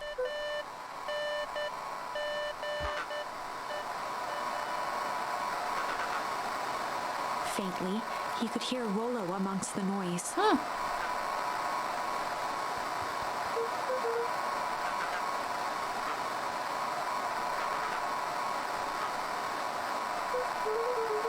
Rollo, it's the middle of the night. Luca, thank God. Listen. I don't know how long this thing will work down here. Down Rollo's voice here? was coming through more clearly now, but some words were still just static. Listen to me. Someone grabbed me yesterday. The man in the suit? It was... took me to some sort of... I think I'm underground. Underground? Are you okay? Kinda. They seem more interested in for now, at least. Mr. Kerr said you made it back home safe. Kerr? No. Trust. He's... Hold on, someone's The coming. signal went silent. Rollo? Where are you? Luca held still, waiting for a response, his pounding heartbeat marking the passage of time. I think they're gone. It's getting worse. I can barely hear Rollo's you. voice began to fade. Losing signal. Not much time. Mission control. You need to... Treehouse. Treehouse! With that, the signal died for good. What's at the treehouse? The antenna! He wants me to use the antenna in the treehouse to get a better signal. Rollo, you're a genius. Luca grabbed the walkie-talkie and sprinted to the treehouse. Where's your grandma? How is she not home in the middle of the night? Luca heard a group of footsteps approaching. He dashed behind the bushes to avoid being spotted. Oh, there she is. Oh. We all understand our roles. You can count on me. I still think we need more time. This wasn't the original plan. Mr. Tolliver paused, shifting his eyes to one side. We're all in danger now. I, for one, refuse to sit idly by while that danger persists. Hiram, you just keep your wits about you. Mr. Tolliver took one long, quiet breath. You're right. You can count on me. I just wish we could have made that deal with Era's Valentine. Her resources would have still come in handy. As I said, I had no time to contact her after your call this morning. Plans change. How is Luca holding up? He's fine. We shouldn't lose sight of the fact that this is all... I know very well what all of this is for. We have no choice. Operation Sparkplug has a new objective. Are we in agreement? The three shared a determined look. Good. We'll reconvene after the festival. What is going on? Is your grandma even really your grandma?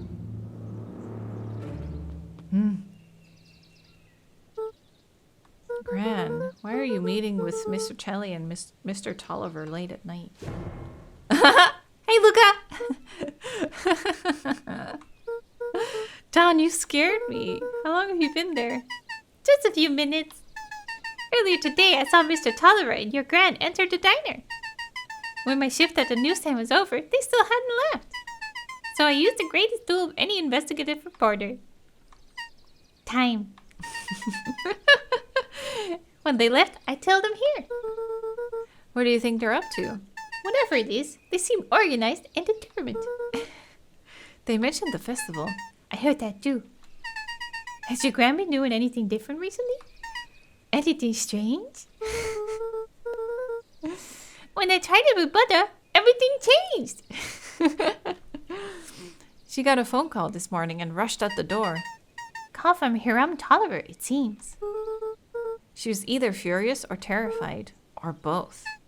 Luca, be careful out there. I think we might be in the middle of a scoop of a lifetime. I will. Aren't you coming out? Nah, I'm gonna stake out here a bit longer. See ya, Luca. She's absolutely my favorite. So funny.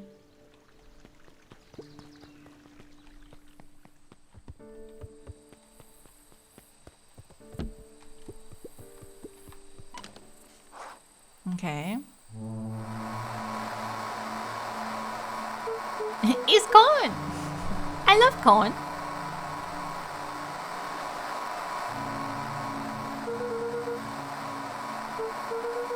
Mr. Kerr said you were all right.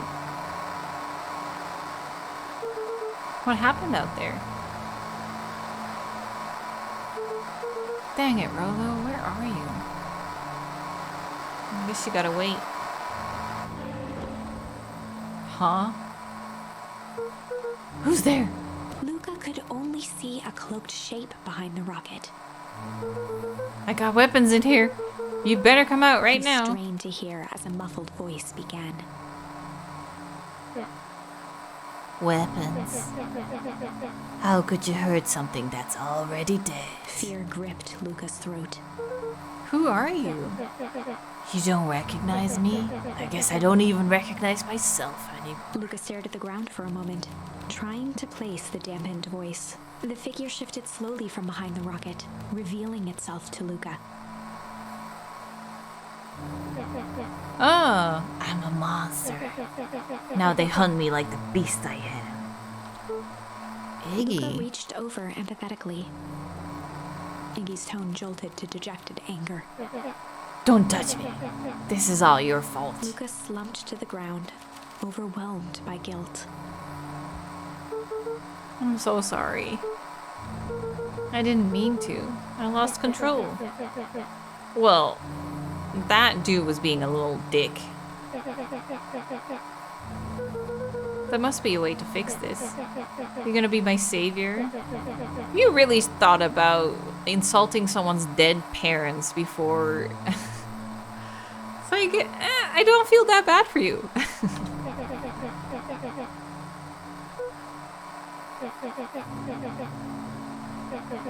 They're after me. They chased me all through Wheatwood. I only came in here to hide. Hide from who? Who is after you? Oh, Rollo! It's not safe. Luca! The treehouse! I'm at the treehouse. Where are you? No, Luca. The treehouse isn't safe. They said they were going to the treehouse. I was trying to tell you to stay away from it. Who said they're going to the treehouse? The clipboards. What did I tell you? Those perennial harvest wackadoos are after me. They've been chasing me, yelling questions at me. What sort of questions? They were saying the same stuff they always do. But it's different now. Less asking, more threatening. We're gonna figure this out, Iggy. Yeah, well, thanks. Hello? Anyone present in this arboreal domicile? Domicile. Crap, they found me. Luca, what's happening? Don't panic. You stay here and I'll see what they want. Whoa. Hello, Mr. Van Horn. We would love to hear your thoughts. Do you have time for an informal chat? Do you think they're robots? We will be brief. Your time is valuable to us. Be down just a second. Of course, of course, of course. We have a problem. You gotta get out of there. Who's out there? Is it them? It's the clipboards. A bunch of them. How many? Maybe all of them? You were right. They're saying the same stuff, but with the creepy knob cranked to 10. Might young Iggy be present? We would love to hear his thoughts. Run! Iggy slumped to his knees. I don't know what to do. I'm just so tired. What do we do? Luca grabbed the walkie-talkie and headed for the window. Follow my lead. Luca and Iggy climbed up the back of the treehouse to its roof, where Rollo had constructed his MCDC, the Mission Control Defense Cannon. From behind the crowd of clipboards, William Kerr strode forward, a warm smile on his face.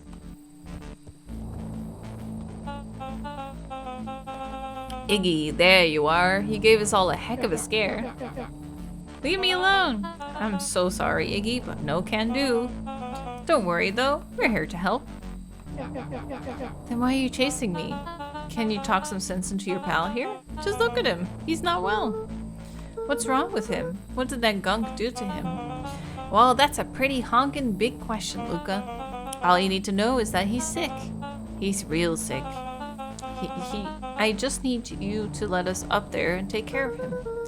You told me Rollo was okay, that he was back at his place, resting.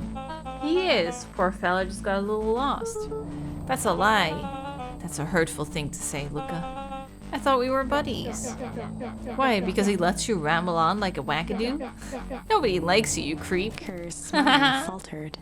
Why don't you pop on down here so we can have a face-to-face? Yelling like this is gonna give us all a heck of a sore throat. Who wants Luca's that? grip tightened on the MCDC. Shoot him. What did you do to Rollo, you liar? Well, shucks, Luca. The only teeny tiny fib I told you was that he was at home. He is resting and he is perfectly safe. For now, at least. What happens to him next is up to you, Luca. Look around. You're in quite the pickle, and I am the only person in the whole wide world who can help you. You get to decide how this ends. Luca's mind raced. He was caught in a trap. What do you do when there's no hope? He wiped his cheeks with a sleeve. What are you gonna do, Luca? Luca drew himself up and decided to take the only option they had left. Fight. Luca drew himself up and decided to take the only option they had left. Fight. He swung the mission control defense cannon around, aiming it confidently at the smirking face of William Kerr. I doubt it's gonna work. Hey, Mr. Kerr. Luca summoned his most insolent demeanor. Rollo sends his regards. Hey, that was uncalled for, more than a little rude, and just plain unsanitary.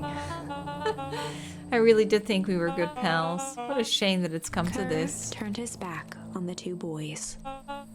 End this. With a nonchalant wave of the hand, he made his exit.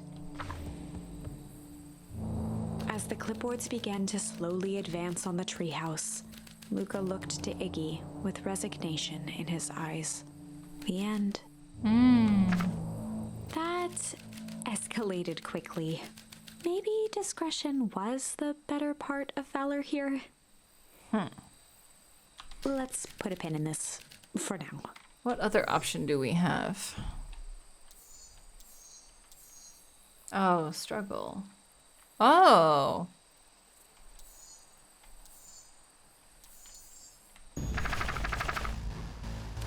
Oh, it's kind of confusing, like switching back and forth.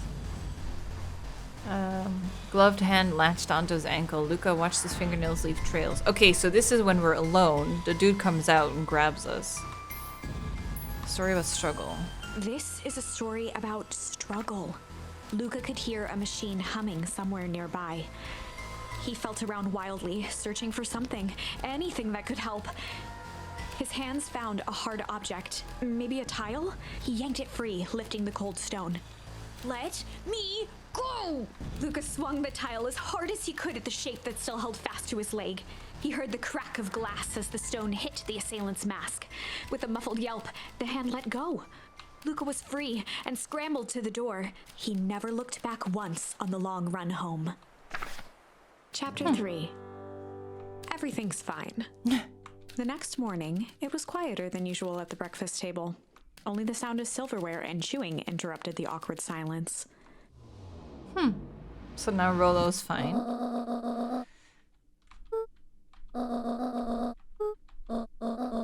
So now we're gonna deliver the gem to the creepy dude who's working for the organization.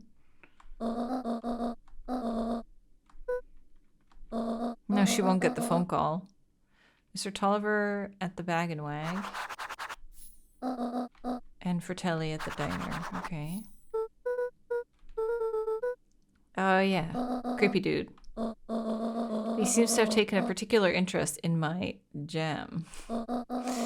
There's some extras in the basket for that enthusiastic gentleman. Just make sure Fratelli and Tolliver get the ones on top. Okay. Off with you now. Well, I guess that's better.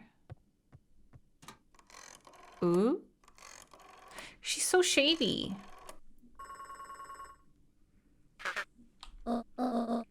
Juniper.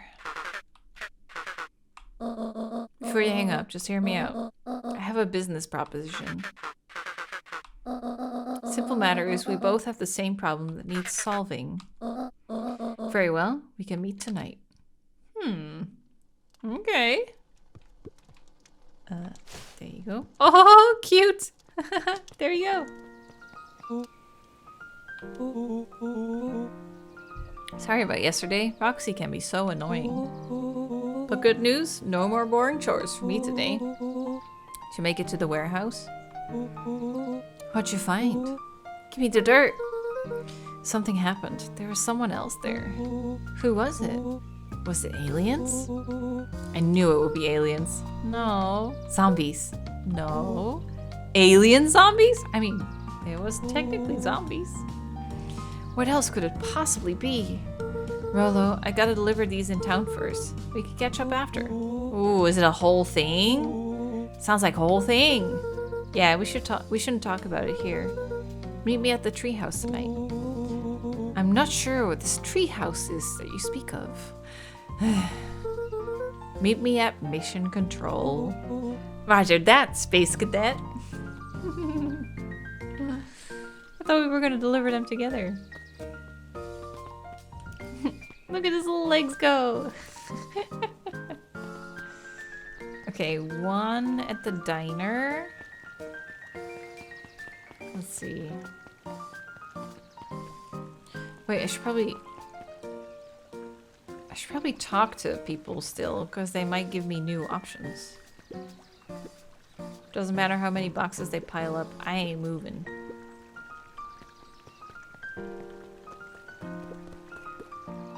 Wait, watch your step. Oh, sorry. There was a whole family of beetles here. They've gone missing. Thought they just sort of wandered around. Everyone has a home, Luca. Even Luca beetles. checked the soles of his sandals. I think we're okay. It's weird that they're gone. They went missing when the festival preparations began. You think the noise scared them away? Something like that. Just watch where you step, okay? If someone in town is injured in the face, then they are the hazmat suit. Oh, yeah. Oh, that's the... Mr. Wilder, I trust you have time to chat. Heiress Valentine. Yeah, Heiress Valentine. Oldest of Sharper Valentine's children, and heir to the Valentine fortune. Had a way of making questions seem like demands. Certainly, what seems to be the Mr. problem? Wilder had learned The to bacon, assume that if he was bacon. hearing from Heiress, it was because she had taken issue with something he had put in the paper. I couldn't help but notice that the front page of this morning's paper was consumed with stories about the silly festival. Well, yes, the news of the day. But there was no mention of the museum, nor the foundation through which it was endowed. Sorry, Miss Valentine. My readers are more so interested in the town's future rather than any one family in particular. There was a time, Mr. Wilder, when the goings-on of my family was the only thing this town cared about. Huh? Things change, ma'am. And you know, change is a dangerous... If you finish that thought, I will make that monocle a permanent fixture of your anatomy. My apologies. Good day, Miss Valentine. Did I give you the impression this conversation was finished? Mr. Wilder averted his gaze and began to polish his monocle. Well, good day, Mr. Wilder.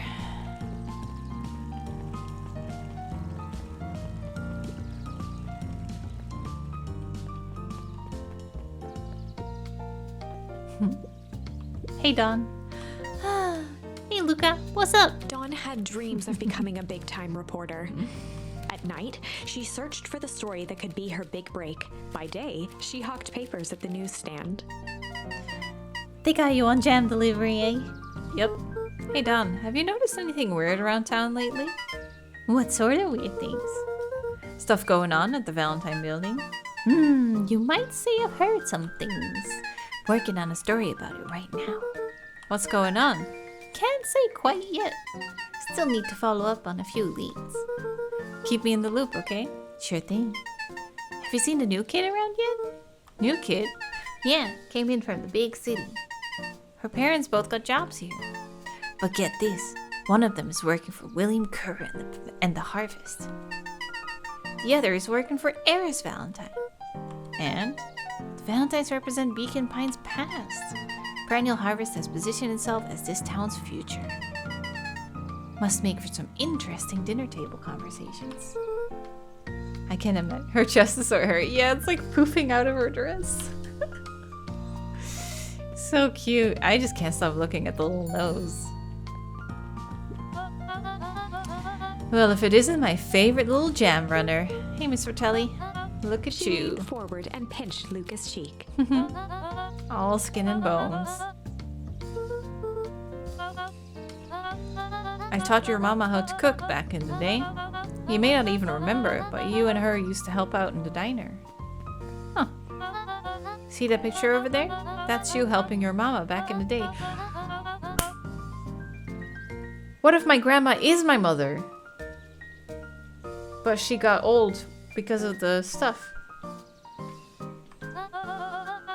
The whole situation just breaks my heart. What happened with Eleanor?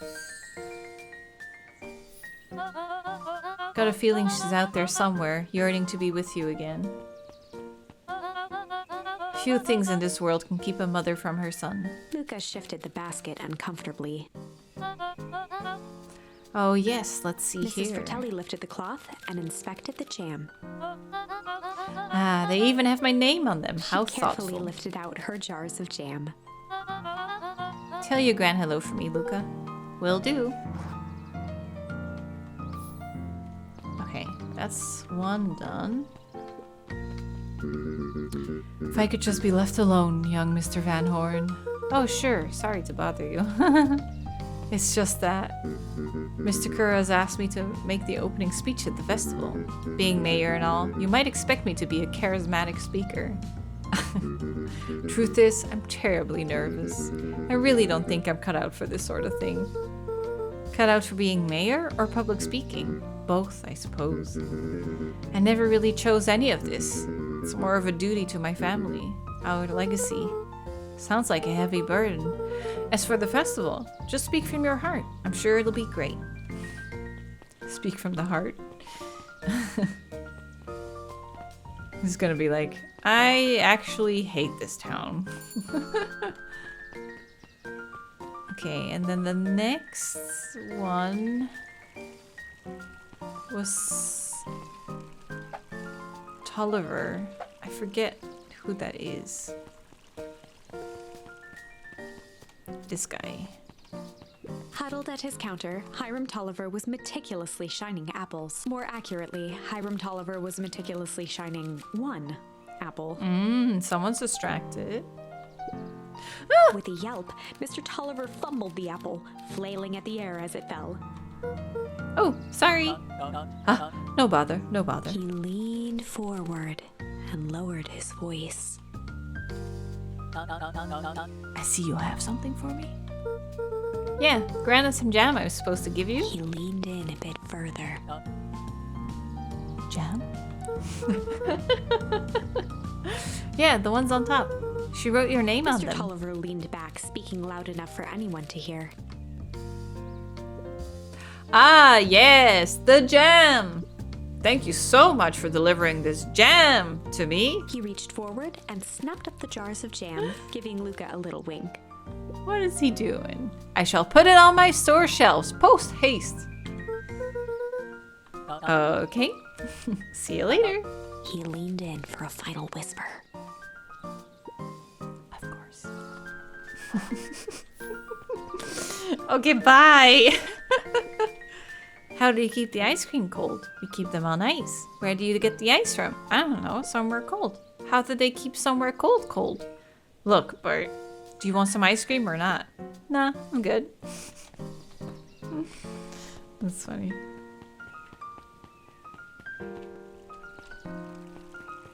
And then a little bit extra for the creep.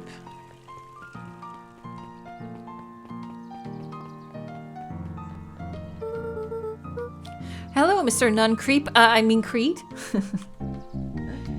Luca, you seem chipper.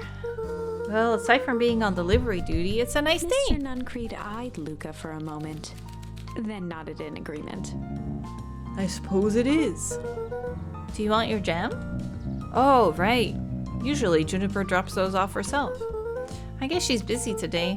Anyway, this is my last delivery for the day. Oh, in that Nuncreed case, snatched the basket from Luca.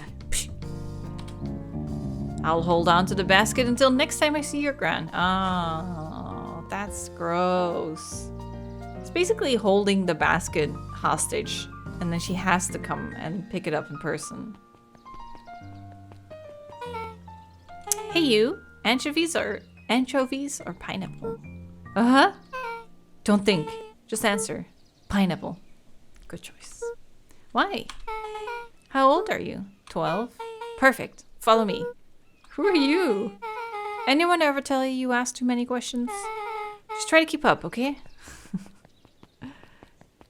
Let's go! What just happened? Well. Yes. So what are we doing? What a crazy coincidence. Here's my new friend I was just telling you about. Oh, that's wonderful. We just hit it off. Oh, really? Get this. His favorite pizza topping in the whole world is pineapple. Oh, what's your new little friend's Beck name? locked eyes with Luca. The look on her face was equal parts expectant and desperate. Luca Van Horn. Nice to meet you. I'm Nellie, and this is Alona. We're Beck's Beck parents. gave Luca a quick nudge. Oh yeah, Beck told me all about you. Already feels like we've known each other for years. So you both can stop obsessing about me making friends. Oh darling, we never doubted you. It's just that for children with fewer than 5 close friends, the probability of a stunted development doubles. Well, then I'm very stunted. 1 down, 4 to go, I guess. What Nellie means is that we just want this move to be as easy on you as possible. You can relax. A friend has been friended. This calls for a celebration. Luca, you must join us for dinner tonight. Can we get strawberry cake? Dinner? Wow, another coincidence. I actually already asked him and he said he would love to. It's just wonderful. In that case, we should pick up some groceries. You two don't get into too much trouble now. They're cute. Wow, I can't believe that worked. Thanks a ton. You're welcome? I owe you one. My moms are great and all, but they can be a bit much sometimes. Our house is a little cottage next to that big mansion place. Ah, I've been there. You live on the Valentine estate? Yeah, that's the spot. Oh, right, because they work for them. Meet me by their big creepy gate. Don't be late. Or I'm back to square one on this whole friend thing. Great. See you there. I guess I should ask my grandma, huh? I would let my grandma know that I got invited and I'm eating somewhere else so she doesn't get worried, but... Ooh, who's this? Oh, cute! Good morning. Ah, you're Jeff. What's so good about it? Any day further down the tubes, if you ask me. Oh, another. Come on now, it's not all bad. Festival's coming up. Huh, festival.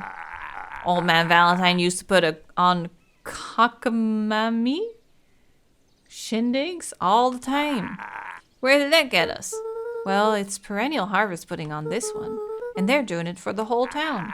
As far as I see it, the difference between the old Valentine company and this new Perennial Harvest Jeff dug outfit through his pockets for a bit. is the difference between this empty soup can and this brown banana. They're both garbage. Exactly. Cockamamie? Ah. Oh wait, I should actually talk to them. Cute little penguin. Hey, Cuddle. Good afternoon, Luca. Can I help you find something? Maybe, maybe not. Try me. Well, there's been some weird stuff going on at the warehouse. Can't say I know anything about that. But empty hives don't stay empty for long. Kyle motioned to the book in front of him. The more I read about bees, the more similarities I see with people. If a hive collapses and fails, it doesn't stay empty for long. A new queen will set up shop pretty quickly. So you're saying it would make sense for someone new to start using the warehouse? Nature abhors a vacuum. Oh. Hey, Jace. Oh, hey, Luca. No spoilers. It's awesome. It's a flashback. No spoilers! We get to see how mild-mannered Henry Adam becomes Hank Atomic, man of space justice. Jace, no spoilers. Oh, sorry. My point is, you're gonna love it. All right, Jace. Catch you later. Roger that, Space Cadet. So cute.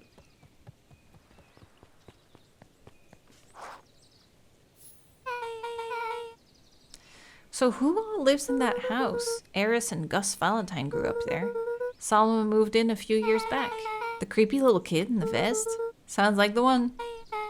So just 3 people living in that huge thing? I bet a bunch of shady stuff happens all the time in places like that. Not really. The Valentines pretty much keep to themselves.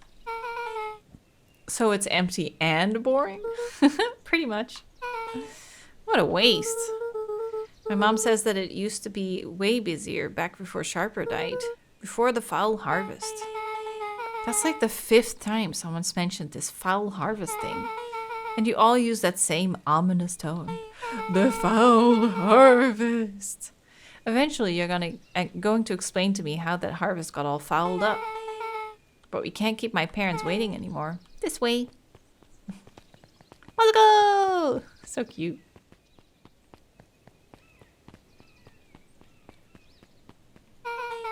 Most kids would have just ditched me by this point. Why are you still here? You look like you could use some help. You know what, Luca? You're not so bad. Let's get through this as simply as possible. Eat, smile, and nod. Fun. Great. Whatever you do, don't bring up their work. I think I can handle that. Took a long breath, then gave a firm nod. Here goes nothing. Chapter 4. Dinner with the Moodwills. Ilona Moodwill was worried about change. A gardener at heart, she understood the necessity of change, relied on it even. But there was a difference between the controlled world of her plants and this cluttered cottage in a strange town. Almost done. Nellie was a blur of activity, digging through boxes. Sorry, love, couldn't find the dishes. We'll have to make do with paper plates. Dinner went by without much conversation. As she watched Beck and Luca finish up their pizza, Ilona let herself relax into the chair. They made The things pizza. she cared about were still here. Nellie finally had the job of her dreams. Beck was beginning to take root. Ilona's task was simply to tend to them. She could do that. So, Luca, tell us a bit about yourself. Where do you live? Oh, I live with my grandma. Over on the other side of the river. Your grandma? Where are your parents at? Beck, manners. It's all right. My dad passed away in an accident at the fertilizer plant 6 years back. Oh dear. My mom's been missing for a few months now. Like missing? Luca's eyes were fixed to his plate. She asked pushing that a chunk of pineapple around with his with finger. Rolo as well. Like missing? Nellie was the one who eventually broke the silence. Luca, how did you like the pizza? Oh, it was good. Very good. Normally, we'd have to put more effort into dinner. Ilona nervously gestured toward the boxes. We aren't fully settled in, and Beck had mentioned that it's your favorite. I'm sorry, are we just skipping the part where he said his mom was missing? Beck! I'm sorry, Luca. This move has us all a little tired. Luca wiped his face with his sleeve. No, it's fine. So, Beck said that you moved here for Beck work. gave Luca a swift kick under the table. Ow! I mean, what brought you to Beacon Pines? Oh, you were right the first time. We're here for work. Nellie won't tell you this, but she's a brilliant chemist. I don't know about brilliant, but I do love it. They're so cute. She's brilliant. Brandel Harvest just made her their newest lead research of deep engineering researcher. She makes us sound more impressive than it is. I'm just happy I get to make a difference in the world. Perennial Harvest is at the forefront of evolving agriculture into something more useful than sprinkling water and excrement on the ground. Luca glanced over to Beck. She seemed to be holding her breath. What Nellie means, Luca, is that there are different ways to grow plants. Yes, some people talk to their plants and hope for the best. And some people happily leave their job to allow a loved one to pursue their dream. You swore you didn't. Beck slammed her fist into the table. So every time it leads to fighting when they mention their work. Perhaps harder than she intended. Hey, Luca, how about some dessert? I actually have to meet my friend Rolo Luca soon. glanced outside to gauge the time. The sky was darker than he expected, filled with ominous Scared the clouds. shit out of me. What did I say? Oh, Luca. Google. Almanacs aren't that useful around Luca here. wiped his mouth one last time with his napkin and started to get up. Thank you all for the pizza. It really was good. See you at the festival, Beck.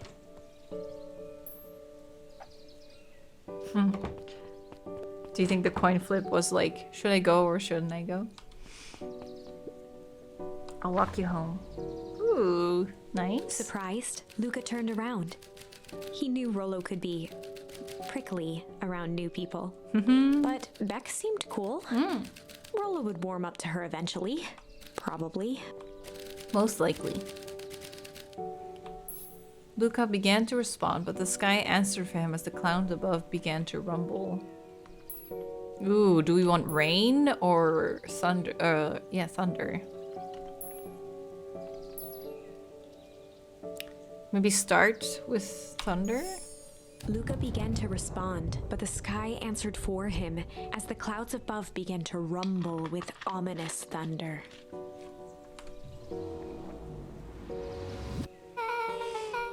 You sure we can make it home before the storm kicks off? Luca surveyed the roiling clouds.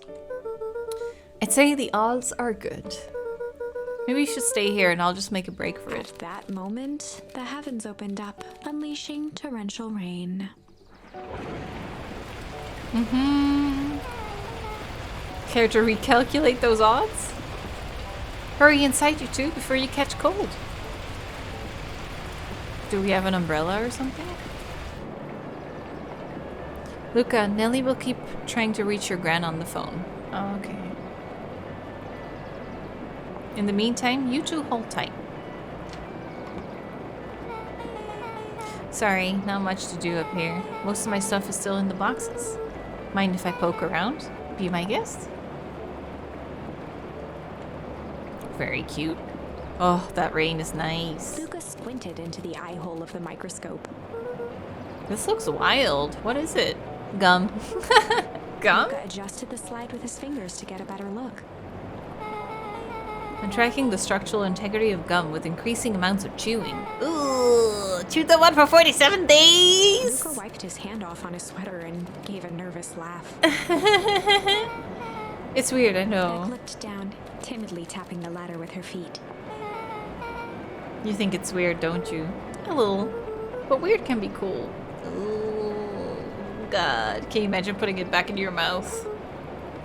Oh wow, Rollo and I have a radio just like this at the Treehouse. Probably not exactly like this one. My mom and I tore the whole thing down to the bolts. Fitted it with some state-of-the-art vacuum tubes. She seems pretty awesome.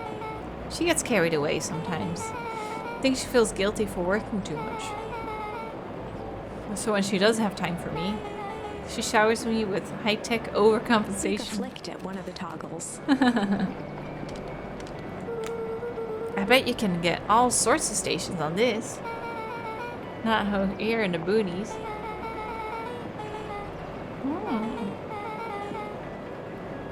Farm reports and static. Maybe she can get a signal for the underground base. Luca bent down to examine the bouquet of wilting flowers. Judging by the odor, they were well past their prime. Pungent. He flipped open the attached card. Happy trails from Coach Walker and all the Fairview Condors. Was this from your old school? Most recent one, yeah. Some schools gave me going away cards, some did flowers. When they're really trying to feel good, they do both. So you've moved a lot. Yeah, that's the thing with having a brilliant parent. There's always a better job somewhere else. No. These flowers would last longer if you put them in some water. That's the sort of thing I would do if I cared. Well, you cared enough to keep them, is all. Luca, can I ask you something? Of course. Whoa, big jump. Dang, didn't that hurt? I'll be honest. That hurt more than I expected. At least you looked cool doing it. Beck took a moment to watch the rivulets of water running down the window. So cute. Do you ever feel alone? Like, even when people are around? Well, Rollo can be pretty absent-minded sometimes. I'm serious. Does it ever feel like your family doesn't care what you want? I didn't used to feel that way. I know Gran loves me, but sometimes when she looks at me, it's like she's looking at a problem. Luca took a deep breath, exhaling slowly. I know the feeling. How do you deal with that? I guess I haven't yet. But one thing my dad told me when I was little, don't hold a grudge, especially against yourself. If you try to hold it all in, you're gonna pop. So then, what do you do when you don't know what to do? Dad never got to that part. Something I figured out on my own, though. You gotta do something. Anything. Here. What are you doing? I don't know. Something. We're gonna register our complaints with the storm. Listen here, you miserable universe. Stop jerking me around. I just want things to go back to the way they were. Everyone tells me it's gonna be alright, that things are gonna change. Luca let out a feral scream that echoed into the night. Every time something changes, everything gets worse. Screw this town. Whoa. It's very loud. Let me try. Moving sucks! They're so cute. I hate it. I hate that I hate it. Why can't I just deal with it and be happy for my mom? Why can't we just stay somewhere? His voice dropped to a trembling whisper. I just want to be a normal kid. Brushed off her shirt and straightened up. There. Wow, I actually feel a little As better. abruptly as it began, the storm abated. Thanks. I needed that. Me too. I should head out before the rain starts up again.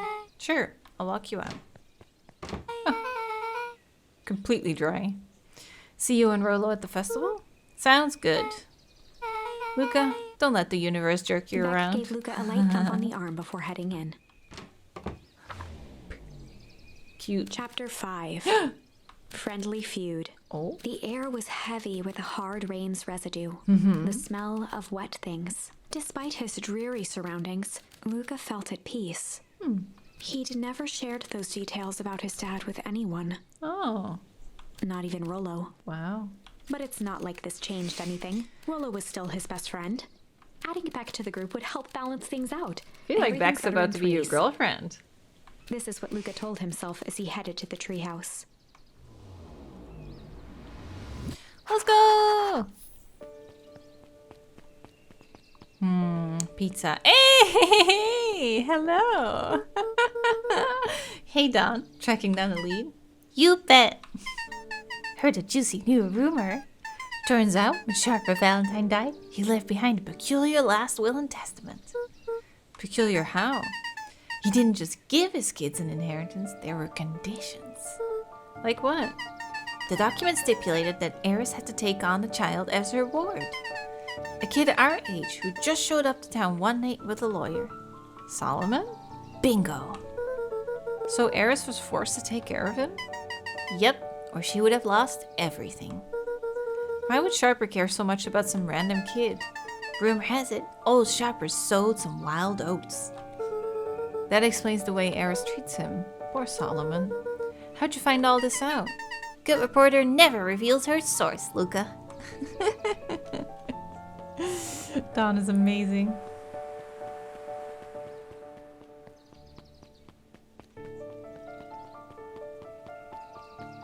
Wild oats, yeah. Smart way of putting it. You're still reading? He met his old friend's eyes and was greeted with nothing but ice-cold anger. Heavens! No time for fractured friendships. Anything back here? Better not dilly-dally. Gotta get to the treehouse. Okay. Excuse me, what are you doing? Locking up for the night, sir? Oh, wonderful. I can only assume this means all festival preparations have been completed ahead of schedule. Not exactly. The storm set us back a bit, and it's getting late, so we all decided to... You all decided? Yes, sir. I was unaware that your job involved deciding things. We are all here at Perennial Harvest because we believe in creating a better future, yes? Yes, sir, very much. Do you want to be the one to tell this town that we failed them? No? That we all gave up because there was a little rainstorm and things got sleepy? Of course not, sir. Good, then it's decided. Yes, sir, we'll work till the task is done. See that you do. Our harvest awaits! Damn.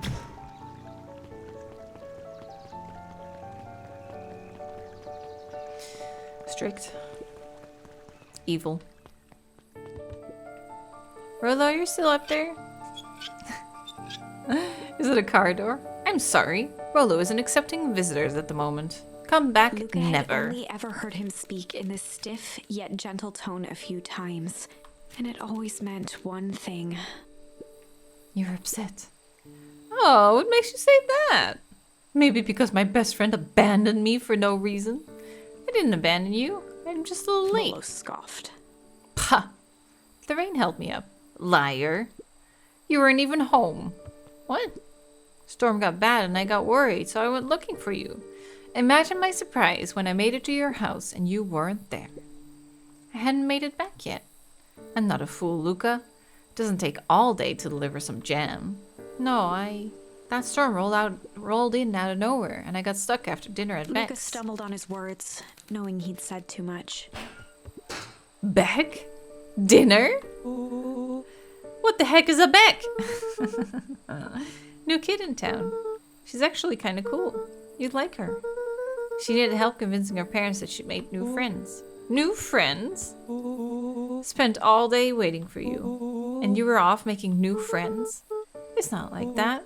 You know, while I was waiting, I made some upgrades to mission control. It was gonna be a surprise, but you took so long. The storm knocked it all down. Just like you knocked down our friendship. What does that even mean? Luca became instinctively angry in response. Both boys were now shouting across the distance. Means you're a bad friend. You don't care about me. Of course I care, you ass. I knew I'd get in trouble waiting so late for you, but I kept my word. Because that's what friends do. I mean, Luca's here, isn't he? What a noble sacrifice you made. Easy for you to say. Your grand doesn't even care. You can stay out as long as you want. You wouldn't even get in trouble. Seriously? You're acting like I chose this? If that's what you think, maybe you're the bad friend. Rolo's tone changed to a calm, yet more intense anger. Maybe Pa's right. Storms bring more than water. This one brought out the real Luca. Stop quoting your Pa's nonsense like it means anything.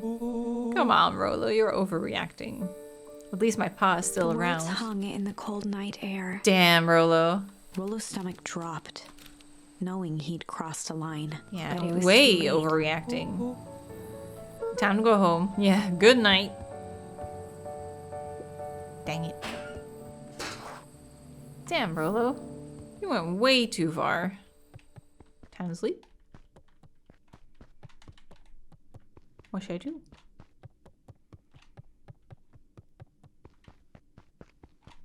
PJs? No? Ooh. Luca dug through his old stuff, not even sure what he was looking for.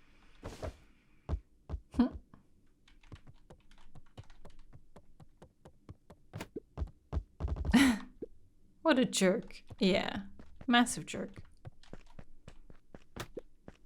Call me a bad friend. Oh, I'm Rolo. Look at me and my amazing family.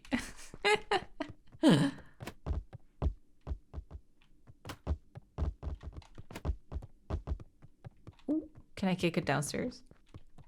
No. If Rolo thinks I'm still going to the festival with him, he can shove it. Guess I'm just never supposed to make new friends. Oh. Oh. Brolo. Gran cooed gently from the hallway. Brolo. You slept straight through breakfast. Are you alright? I'm fine. Don't feel like getting up. I'll leave oatmeal by the door. Gotta run out and take care of some things. Okay. I'll be back later to check in. Sure. Luca just wanted to be alone. He waited to hear the sound of the front door closing. I'm sure Rolo will come and apologize, right?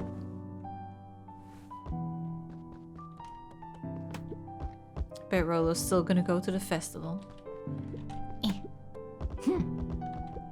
It's gonna be miserable. Oh, to be young and have these kind of fights. Luca dozed off again. You didn't eat your oatmeal. Wasn't hungry. Just in case you get hungry, I'll leave a sandwich too. Thanks. Rollo came by. What did he say? He wanted to talk to you. What did you say? Told him you weren't feeling well. Good. So your plan is to just sit in your room all day? Pretty much. I need to... I thought they said, well, I need to poop.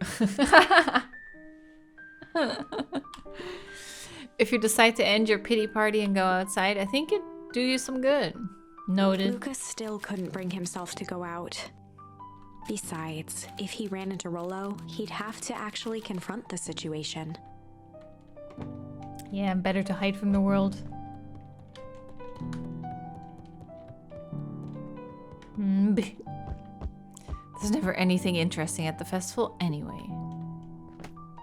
Wait, why is the ball up there? Oh, do I need to kick it onto the book?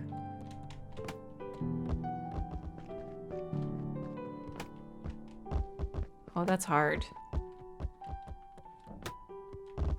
Oh, I forgot BB's still here.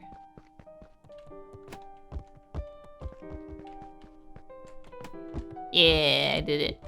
The Adventures of Hank Atomic. Complete first Luca volume. carefully opened the cover and began to read. Rollo had received it for his birthday, a special hardcover edition with behind-the-scenes commentary and bonus art. Rollo cherished it, but asked that Luca keep it at his house. Luca wasn't sure if it was because Rollo didn't trust himself with it, didn't trust his sister around it, or just wanted an excuse to come hang out at Luca's more often. Whatever the reason, Luca didn't mind. But it had stayed right there where Rollo had stashed it ever since. Now, at the foot of his bed, Luca lost himself in the pages. He'd read it all before, but at this moment, it somehow felt sentimental. He was well into issue number 5 when he heard soft footsteps from the hallway. Luca? Another little friend came to see you. Girl named Beck. Ah. She said you met yesterday. What'd she say? Is she here? She was just dropping by. I told her you weren't taking visitors today. Oh. She seems nice. Yeah. You had a fight with Rollo, didn't you? Can I come in? Maybe later. Alright then. I'll leave dinner on the kitchen table. Damn, you're just in your room all day. Without realizing it, I would get Luca so had bored. pouted away the entire afternoon. He once again felt the weight of it all and allowed his weary eyes to close. Luca Damn. stood in a vast black expanse. He's sleeping the whole day away. He looked up at his father standing beside him. Walt was working a straw at the bottom of a fountain glass, trying to collect the last bits of milkshake. Oh, I see. Dad, where are we? Taking a final loud gurgling sip, his father peered up from the glass. He jangled the straw playfully with a warm smile, then lifted the empty glass as if to point into the darkness. The source? Luca's eyes followed his father's gesture. In an instant, he was sitting in front of a blazing campfire. Across from him sat a large figure in a yellow hazmat suit. The figure's voice was a scratchy echo. Well, if it isn't the man of the hour, make yourself comfortable. Luca held his shivering hands over the flame to warm himself. It doesn't work that way here. Their yellow-gloved hand pointed to the base of the flame. It's a cold flame. See? Luca peered at the base of the fire. It wasn't wood that was burning. It was Beacon Pines itself. Tiny buildings, freezing and crumbling as they were consumed by flame. Luca could see small shadows moving in the burning city. People. Luca leapt to his feet. We've got to help them! The figure gave a dismissive wave of their hand. Why waste energy helping people who can't even help themselves? The figure bent down to examine the panicked crowd as they desperately tried to stop the flames. They only care about what's right in front of them. Not like us. Luca's voice was a trembling whisper. Us? The figure slowly stood up, grabbing its helmet with both hands. With a jolt and a twist, the suit emitted a gasp. A cloud of torpid mist escaped, slowly revealing the face within. Luca's own face looked back at him. Older, worn, distant. The sensation was oddly familiar, as if he'd caught his own reflection by surprise in the mirror. The doppelganger smiled. I tried to help once. He gestured towards his face. And all it got me was this. Luca staggered back. You aren't me. Luca felt a hand catch his shoulder. His father was there again, beside him. Every choice sets us on a path. Yeah. This is the end of one of your paths, son. Luca watched his older self shake its head ruefully, its face twisting into a cruel grin. Welp, Dad. If you wanted him to see this, far be it from me to disappoint. Luca watched in shock as the figure took a confident step forward and plunged into the flames. What? In a flash of cold light, he was gone. What does all of this mean? Luca felt a reassuring squeeze on his shoulder. Just remember, why we choose matters just as much as what we choose. Luca woke up to see a hazy figure at the foot of his bed, silhouetted in the morning sun. Luca has some really serious dreams. It's only Gran. Luca rubbed his eyes. The kind, concerned face of his gran came into focus. How you feeling? Fine. Anything you want to talk about? I don't feel like talking. That's just as well. How about you sit there and listen a bit? Whatever you and Rollo found about doesn't matter. But he... Gran silenced Luca with a gentle pat on the leg. Fights between friends happen. What was said doesn't matter. The important thing is that it's not the last thing you ever say to each other. But he said stuff about Dad. Well, do you think he meant it? No. He was just mad. Did you mean any of the things you said to him? No. Good. One must appreciate friends in their best moments and accept them in their worst. Get your little butt out of bed. The festival's today. You don't want to miss that, do you? I guess not. Seems like a good opportunity to make amends with Rollo, doesn't it? Luca gave a reluctant nod. Buy him a corn dog and apologize. But he's the one that... What did I just say? Buy him a corn dog. That's a good boy. I don't know. I feel like Rollo really overstepped. That is such a low blow to bring someone's dead parent into it. I'll come find you at the fountain a little after lunch.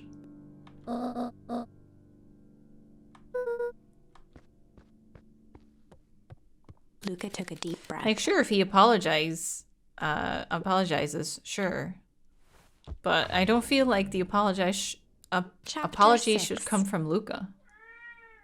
Through thick and thin. Despite Luca's bitterness, Gran was right. He needed to hash things out with Rollo. A big fight changes the nature of a friendship. Whether, in the end, it is for the better or for the worse, all comes down to understanding. If one is not careful, the same familiarity that builds the strongest of bonds can become the wrecking ball that shatters them. Luca emerged from seclusion, taking in the crisp festival air. But the events of the day weren't on his mind. He had to find Rollo.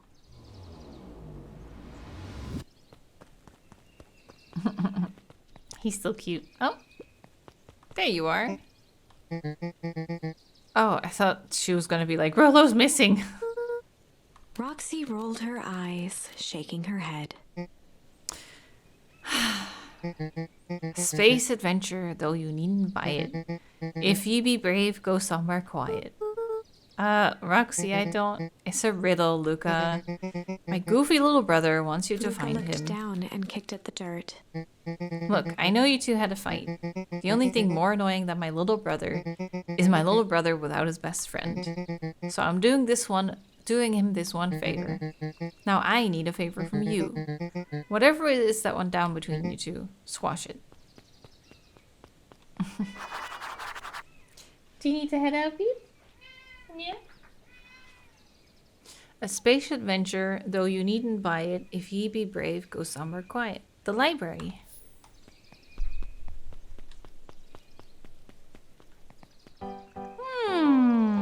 Wow. Oh, Mr. I want to say hyena? Oh, don't mind me. Just warming up for my big ceremony Mr. Kerr speech. pointed to his grinning mouth. Gotta limber up the old gap box. You nervous? Oh, heavens no. Well, break a leg. Okay. How goes the beetle hunt? Pretty rotten. Haven't seen as much as an excavate. It's not just the beetles. This morning I couldn't find any critters at all. It's like everything that buzzes or skitters just backed up and left. I'm sure they're out there somewhere.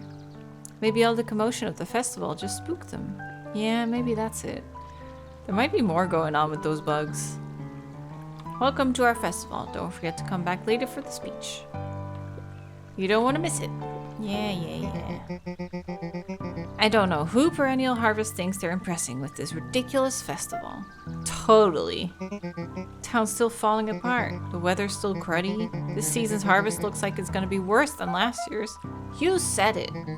No amount of corporate pandering is going to change any of that. Exactly. But the lemonade at the drink stand over there does look pretty tasty. Fits. Still gonna be mad at them. Just rather be mad while sipping some delicious lemonade is all. Let's see. He's still napping. Ain't moving. I'll stew them. Every single time. Wait for it. Unexplained sound once again noted. Like clockwork. What a bunch of drones.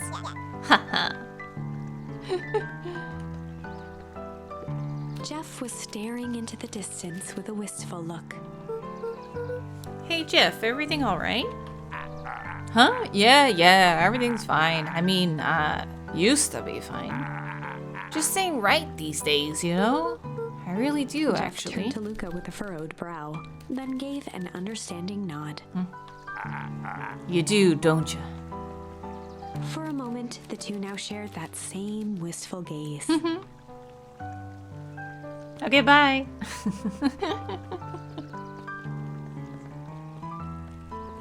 What are you doing over here? A most welcoming of welcomes. Would you like to share your thoughts? We always strive to improve. Nope. Newspaper man. This is the first time I've seen this many smiling faces since the fall harvest. I have my doubts about the perennial harvest, but I must admit they do put on a nice party. I want to talk to you. Oh, I can't. Oh, studying lady. Piper, you're actually taking a break from studying. Yeah. I wanted to see what all the festival fuss is about, but I can't help but notice you still brought your backpack full of books. Luca, backpacks can carry a lot more than just books. True. So what you got in there? Books. I knew it. See if I can go up here. Hey, Luca. How's Griffin doing? What? Oh, nothing. Sorry, all became flesh. Just pretend I didn't say anything. Huh? Wait, who's Griffin? Trying to think of all the names I know, but... The mayor and heiress. God, the heiress looks so cool, though. I was able to return the perennial harvest safety suit you borrowed. I don't think anyone noticed. Good. Now will you tell me what you needed it for? It was a favor for an enemy of my enemy. This isn't going to harm Mr. Kerr, is it? All you need to know is that it's for the good of the family. Shady. Let's go see Don. I got a question for you. What do you think this whole festival is for? The way I figure it, Perennial Harvest is trying to win over the town, like a bribe, but with the balloons. Cynical. I like where your head's at. That's what I assumed at first too, until I eavesdropped on a couple of gossipy clipboards.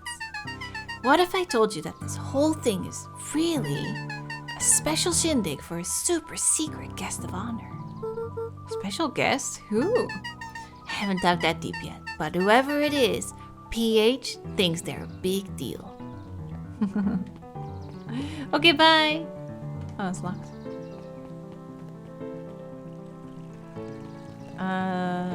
Down here first? Yeah. Luca, did you know that Beacon Pines is actually unincorporated? A lot of people don't know that. Oh yeah, I didn't know.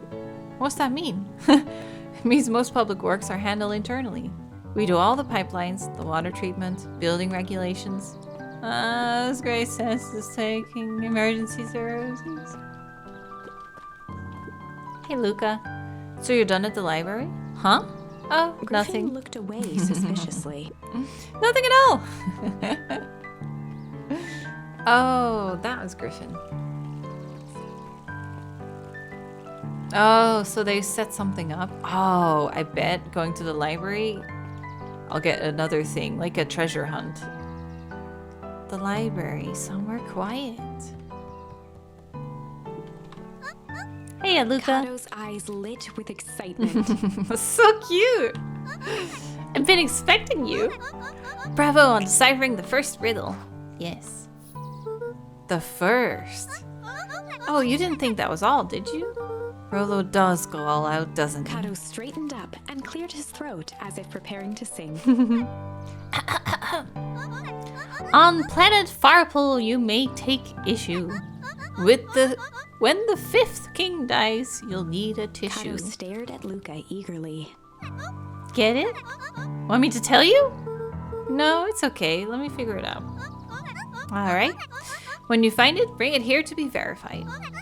And if you decide you want a hint, the offer still stands. Planet Farpool, you may take issue when the fifth issue? There were rarely any actions, simply a variety. Okay. Fifth issue. Luca grabbed the 5 pillars of success from the shelf. 5. Luca grabbed the issue with self-help, a help. Luca grabbed 500 meals for. No. So that first one is still the best option. Luca grabbed the modern science of No. Luca grabbed natural photography, volume 5, from the shelf. Volume 5. That might be good. Luca grabbed the Adventures of Hank Atomic, issue number 4, from the shelf. Can't be issue number 4. Luca grabbed the Adventures of Hank Atomic, issue number 5, from the shelf. That has to be it. Ah, you found Kato it. removed his book from the desk and replaced it with Luca's, turning on the lamp. As he slid the book under the purple light, 2 words glowed: The Adventures of Hank Atomic, issue 5. Okay. Luca clicked his tongue with recognition. Rollo's cipher pen. He used to write secret messages everywhere with that. And only I had the special flashlight needed to reveal it. But I lost it. Well, apparently he traded Jeff for this purple light bulb. Parted with his entire Halloween candy stash. Oh, Rollo. Now let's see Kato here. began flipping through the pages, stopping when he hit a glowing word. Get away with such a grift. He continued flipping. Griffin. Only found in Grub. Cart. Reaching the end of the book, The ice cream Kato looked cart. up. That's it. Grift in Grub Cart. Griffin. Griffin's Grub Cart. He wants me to go to Griffin's snack stand. Ah, brilliant. I guess you're off then. Good luck on the rest of the scavenger hunt. Thanks, Kato. So cute. Super, super cute.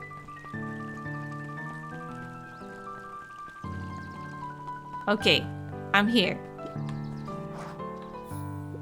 Hey, Griffin. Did Rollo come? Before Luca could finish his sentence, Griffin handed him a corn dog. Oh, that's it? Bought and paid for. Enjoy. Thought there was supposed to be a riddle or Luca something. shrugged, taking a sizable bite out of the corn dog. Something on the stick. Yuck. It's cold. Oh yeah, that's been sitting here for a while. Rollo wanted me to be sure to give you that one specifically. Well, that's Luca just... tugged at his cheeks, feeling something rough between his teeth. Ooh. He reached into his mouth and pulled out a slip of paper. Ugh. Oh, come on. He shook off the bits of corn dog to read the slip. A pickup when you need some pep. near the fountain up Luca the steps. finished off the remainder of the corn dog. This is getting to be a whole thing. That's why they were asking about Griffin. I see. I just did the whole thing backwards. There you are, Luca. There's no way I'm actually doing this. It's way below my pay grade. Oh, come on, you big stiff. Let the kids have some fun. Fine. Rolo owes me one. Waved his hands around sarcastically as he began. What takes flight but has no wings, your final task a friendship brings. See, that wasn't so hard. Boom. Oh, my arm is tired. Holy shit. Oh, God. I need more protein. Oh. I feel cheapened somehow. I think it's sweet. What takes flight but has no wings, your final task a friendship brings. Balloon is a good idea, yeah. The rocket? Well, a rocket technically... Well, do they call it wings, actually? Like little... I don't know what you call them. Planes of wings. Good luck, Luca. Yeah, maybe the rocket at the treehouse or the mole. Oh, here he is! Hey. Hey. Did you find the comic book? Yeah. Got the corn dog? Yeah. Well then, I know it doesn't make up for what I said, but here, you earned Rolo this. sheepishly handed Luca the balloons.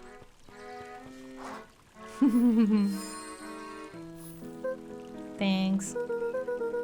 Balloon, thanks. You didn't have to go through all this trouble. I'm sorry I got mad. Dang it, you were supposed to let me apologize first. Oh, sorry. Now you've apologized twice. Let me do this. Luca, I'm really sorry. With everything that's happened with your mom and all, I always wanted to be there for you. Be a good friend, you know? When you said you were hanging out with someone else, I kind of freaked out. Still my turn. I felt like if you need some new friend to help you, it meant that I wasn't good enough, but that was selfish and wrong. I was wrong. I'm so sorry. That's a good apology. I like that. You can talk Luca now. threw himself at Rolo, hugging him as tightly as he could. That's a good one. Rolo really thought it over. I don't deserve you either. That's why we deserve each other. So, what else do you want to do today? We could snoop around and try to find some info about your mom. Snoop where? Probably sneak into Perennial Harvest HQ while everyone's at the festival. Aren't you curious about all the stuff those clipboards write down? What if we get caught? I think I've had enough excitement for 1 week. Let's just make the rest of the day about us. Really? Yeah, the rest of the world can wait one more day. You know, I have been wanting to get some work done on the MCDC at Mission Control. The aim is a bit unpredictable. That sounds perfect. Aw, nice. Hee, I got my balloons! So cute. Hee, let's go. Ooh. Hello. Did you hear? After Mr. Kerr gives his big speech, they're gonna have the first annual Biggest Catch competition. As long as a boot qualifies as a catch, I'm a shoo-in. What if there's actually no actual fish you can catch in the pond? He's just fishing up objects all the time. Oh, I almost forgot. I ran into your gran this morning. She asked me to give you this. Rolo handed Luca an unopened letter. I'll wait for you inside if you want to read it now.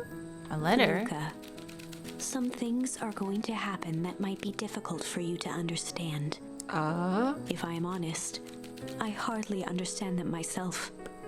But whatever happens, I need you to know that I love you. Gran, what are you doing? None of this is fair to you. You have already lost so much. We both have. I wish there was a simpler way forward. But if there is, I haven't thought of it. God knows I've tried. Everything I've done. I did for you. I hope someday you can accept that. Love, Gran. What's Luca happening? folded the paper into his pocket and headed up the ladder. Weird. What's up with the letter? Anything you want to talk about? Maybe later. Sure, whenever you want. You know, you really didn't have to go to all that trouble just to apologize. I know, but we've been looking forward to the festival for weeks. After I ruined everything with my big mouth, this was the best way to make sure you still had a good time without me. Luca was at a loss for words, but that was fine. Words aren't always necessary. The festival seemed nice. Was it nice? We can still go. Nah, this is fine. Well, there's always next year. Sadly, this was untrue. Ooh. A distant rumble shook the treehouse. Oh. What did Grandma do?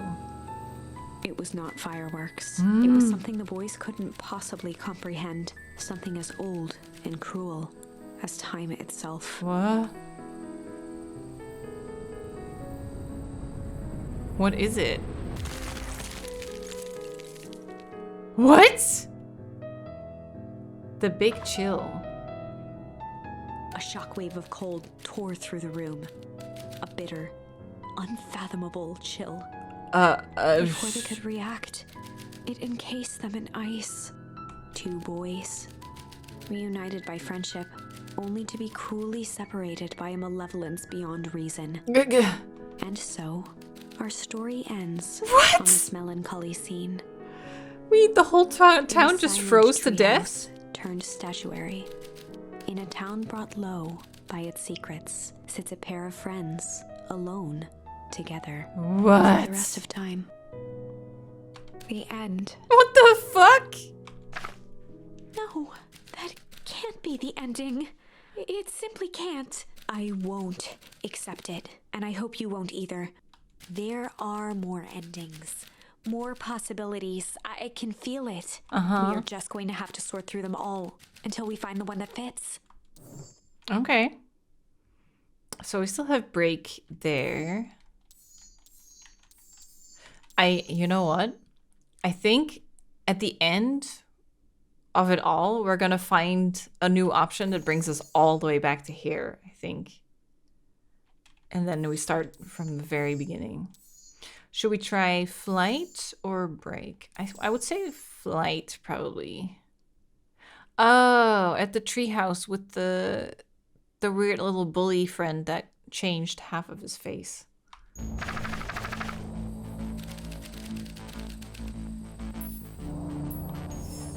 Luca drew himself up and decided to take the only option they had left. Flight. This timeline, Rollo's missing. Yes, Rollo's in the somewhere underground. Yep. He squinted down the barrel of the mission control defense cannon, aiming it through an opening in the dense tree branches. Ah, He we're gonna looked use up with the... surprise as it struck true and taut. Huh. Oh, can't believe that worked. Hey, Mr. Kerr. We'd love to hear your thoughts, but I'm afraid we have places to be. Come on, Iggy. Yeah. See ya, jerks. Honestly, all I can think of now when I hear Iggy is the iguana from Nancy Drew. The pirate iguana. This way, we'll take the tunnels.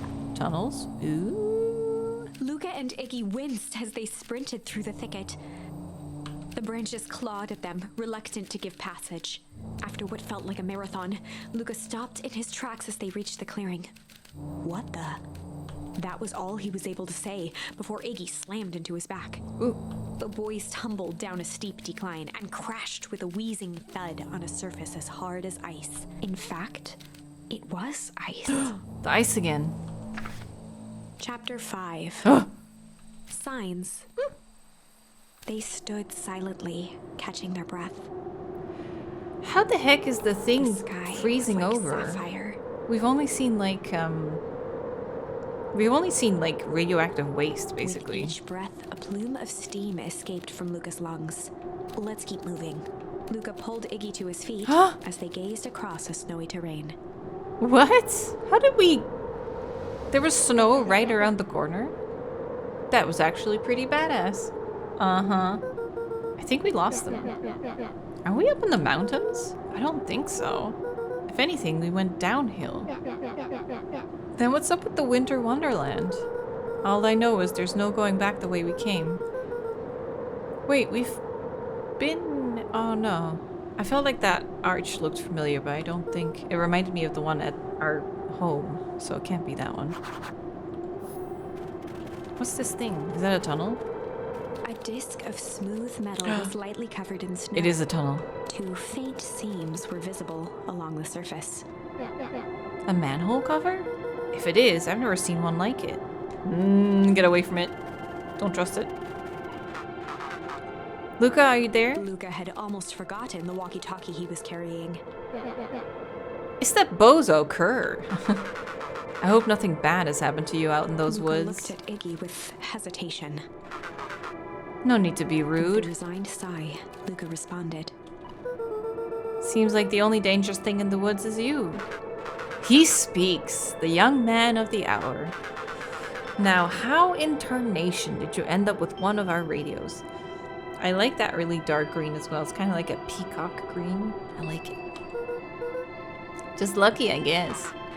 Boy, howdy, you Van Horns are full of surprises, aren't you? You knew my parents? And never had the honor of meeting your father, but your mom sure was a handful. Luca winced, shoving the walkie-talkie back into his pocket. We gotta keep moving. That seems like a good break. Maybe I should go here? Oh, I can't.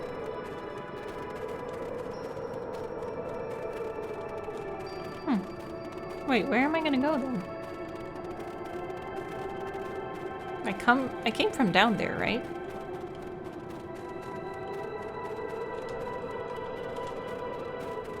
Where do I go?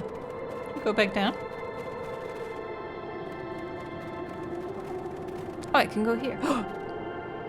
Oh, it is the center of our town. 258 Kelvin. No idea what that is. Down a bit from last time. Should we report it to Mr. Kerr? Still within safe ranges. It may be spreading, but it's under control for now. Yeah, right. Even a small nudge in the equilibrium could cause a cascade. Dude, relax. Just a few more sites to hit before he can punch out. Let's get this over with.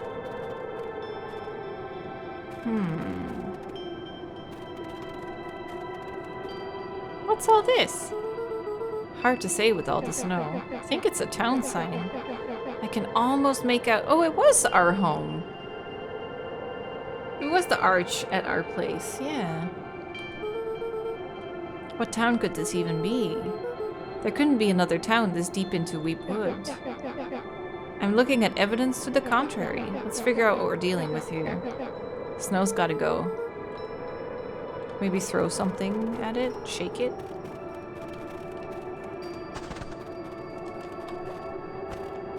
That didn't work. Oh, come on. Okay. This way. Yeah. Well. Can't say I'm surprised. At the sign that now clearly read, "Welcome to Beacon Pines." Minus 15 Celsius. Ooh, that's cold. We're in Beacon Pines? How is that possible? We ran away from town. How did we get back here? I guess we got turned around. Where did all this snow come from? Well, it's been colder than normal lately. There's a pretty big difference between sweater weather and this Arctic hellscape. The puddle we fought at before. It was cold too. Maybe all of it leads to one source. Oh, it was cold, wasn't it? You think it's related? What the hell's going on? We're gonna get you some answers. Let's keep moving. Whoa! Wait, but it's all fenced off too. The fencing glistened. Each chain link encapsulated with a translucent layer of ice. How'd they put it up so quickly? Are we like in an old version of the town? Did they just copy the town and moved it? Or did we like time slip or something? Weird. Does this game... Oh, hey, there's more barrels here. Looks like the barrel near the puddle shoved me into, yeah. Oh. It's all frozen. Looking down at the frozen stream, Luca could faintly see a school of minnows encased in the ice. Minnows? The fish didn't even have time to run. Or, you know, swim run. The crunching of footsteps trailing Luca went hush. He looked back to see Iggy's face twisted with confusion. Everyone's gone. What? There's nothing here but more snow. Yeah, wait, that isn't the right building either. There must be an explanation for all of this. We have to keep looking. You can look all you want. I quit. What?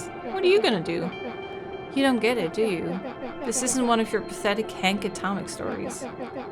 We aren't gonna save the day. We aren't even gonna save ourselves. My face is mangled. The town is destroyed, and everyone we've ever known is gone. We don't know that. You can't just quit. Do whatever you want. I'm done. Iggy, it's gonna be okay. Luca peered upward at the darkening sky. He let out a long, foggy breath. Faintly, Iggy began to cry. Seeing Iggy in such a pathetic state gave Luca a sense of compassion, and more than a little guilt. It is getting pretty late, I think. Probably not a great idea to stumble around in the dark anyway. Luca allowed himself to collapse next to Iggy. Shouldn't you go inside or something? Let's just rest for a bit. The boys huddled together for warmth and comfort. If not for exhaustion, their minds would be racing, trying to make sense of the events of the day. As it was, all they had energy for was to sit in silence, numb. The end. Ugh. I hope it continues a little bit more. The way the snow covered everything over, it's kind of calming. Yeah. Haven't had time to say this, but thanks. Huh? For getting us away from those creeps. I sorta froze up back there. I should be the one apologizing. This all happened because I lost my temper. Nah, that's bull honky. First of all, you didn't know what that gunk would do. You didn't, right? Of course not. And second, stop with this baloney about losing your temper. But I did lose my Iggy temper. motioned sarcastically to his half-deformed face. Obviously, but that's exactly what you should have done. It was being a horse's ass. Exactly, okay. You were supposed to be a horse's ass in response. That's how it works. Iggy, I'm having a hard time following. I don't. He finally realizes. You wanted me to fight you? Of course. You goody-goody types take forever to understand this very basic point. Why would you go around saying cruel things trying to get into Iggy fights? shrugged. It's something to do. You're an asshole because you're bored? Sometimes I just feel empty. Oh, this got really dark. You wouldn't understand. You and Rolla are always having a blast together, laughing and calling that dinky little treehouse mission control. Iggy now wept openly. Perfect little Luca Van Horn, with his perfect little life. Yeah, how can you say his life is perfect when his dad died unexpectedly and his mom is missing? Not everyone. That new girl hasn't even unpacked yet, and even she already likes you. You have Tish. He wiped his nose with a sleeve. I love Tish. Tish is great. But she ain't exactly the world's greatest conversationalist, you know? Luca gave a warm chuckle. I get that He cleared impression. his throat as he wiped his eyes. Must be raining out here. Definitely. He arched into a wide yawn. We should probably try to get some sleep. Yeah. Let's lay low for now. Tomorrow we'll get to the bottom of all Luca's this. eyelids began to slowly drift shut. Oh, you don't want to sleep outside when it's that cold. You're gonna die. Yeah? I always did want to see the inside of your dinky little treehouse. What do you think? Not bad. I'll give you the full tour when we get back. You know what? That's all Luca could whisper before succumbing to sleep. Uh-oh. Iggy snuggled in some more. This is dangerous. When it comes to worst days of my entire life, this one wasn't half bad. You're not gonna wake up from this. The house smelled of warm bread. Luca was playing with toy blocks on the living room rug. He looked up to see his parents on the couch. His mother held his father's head in her lap. She idly stroked his hair while humming a song. A voice behind Luca spoke. This is how you remember them, huh? Luca turned to see his own face. The doppelganger from his dreams, still clad in a yellow hazmat suit, still carrying a look of disdain behind empty eyes. Aww, look at this perfectly cozy scene. You know it wasn't really like this. The figure picked up a toy block and inspected it. It's amazing the facades that one can build given the right materials. Not that I blame us. These are a child's memories, all warm and fuzzy. You don't remember, do you? Luca snatched the block from the figure's yellow-gloved hand. Remember what? The doppelganger pointed to the couch. The last day we saw him alive. The day he chose to abandon us. Luca turned to look at his father, still lounging on the couch. That's not true. He didn't abandon us. The doppelganger waved his hand dismissively. Everything is true here. It's just a matter of what we choose to see. Well, let me show you. The world flickered and pulsed. Luca was sitting next to his bed, listening to his heartbeat with one of his dad's stethoscopes. The doppelganger limped into the room. Now, we both know that's not how this went. He grabbed Luca's hand and guided the stethoscope to the floor. Luca heard muffled shouting, brought close by the stethoscope. It was his parents, fighting. Do you remember what we did next? Luca gave a slow nod and crept down the hall to peek through the banister. He could see the outline of his mother at the bottom of the stairs. Damn it, Walt. We can't afford to get involved in this. She was scared. His father stepped forward. What am I supposed to do? Just watch? There's a sickness in this town, and we both know who's behind it. I swore an oath to help people. I won't turn my back on them. Luca's mother grabbed Walt. She was crying, pleading. I can't lose you. Walt calmly removed Eleanor's hand from his shoulder. What's right is right, and what's wrong is wrong. I could never live with myself if I let Sharper get away with this. Eleanor raised her voice. Spare me your bullshit platitudes. What about our son? Luca flinched, dropping the stethoscope down the stairs. Walt turned with a panicked smile. Luca? Is that you, buddy? With tears in his eyes, Luca descended the stairs. Mom? Dad? What's going on? Walt dropped to a knee to meet Luca eye to eye. Nothing, buckaroo. Your mom and I just got a little overexcited is all. Luca placed the stethoscope against his father's chest. His heart was racing. It sounded like you were going somewhere. Walt gently removed the device from Luca's ears. Listen to me, Luca. I have some business to take care of. I'll be back in time to tuck you in. Luca hugged his father tightly. Promise? Walt stood up and walked to the door. He glanced over his shoulder. I promise. No! With a wink and a grin, he put on his hat and strode out into the evening sun. Oh. Who this? A figure approached soundlessly from the foggy snowfall. It stood above them, lingering in contemplation.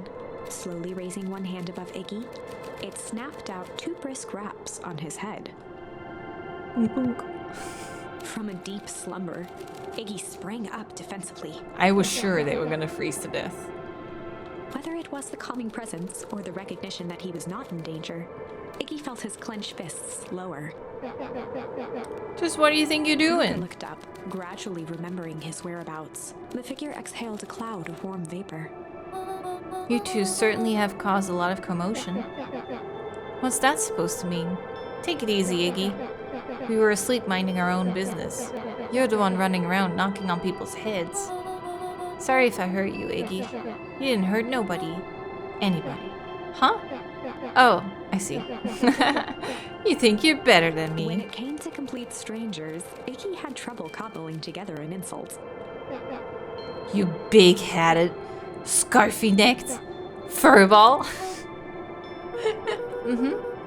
Okay, let's lower the temperature a bit here. Interesting choice of words. I mean, let's just calm down. Who are you? A friend? An observer? A hitchhiker on the infinite expanse of possibility? Great. How about a name?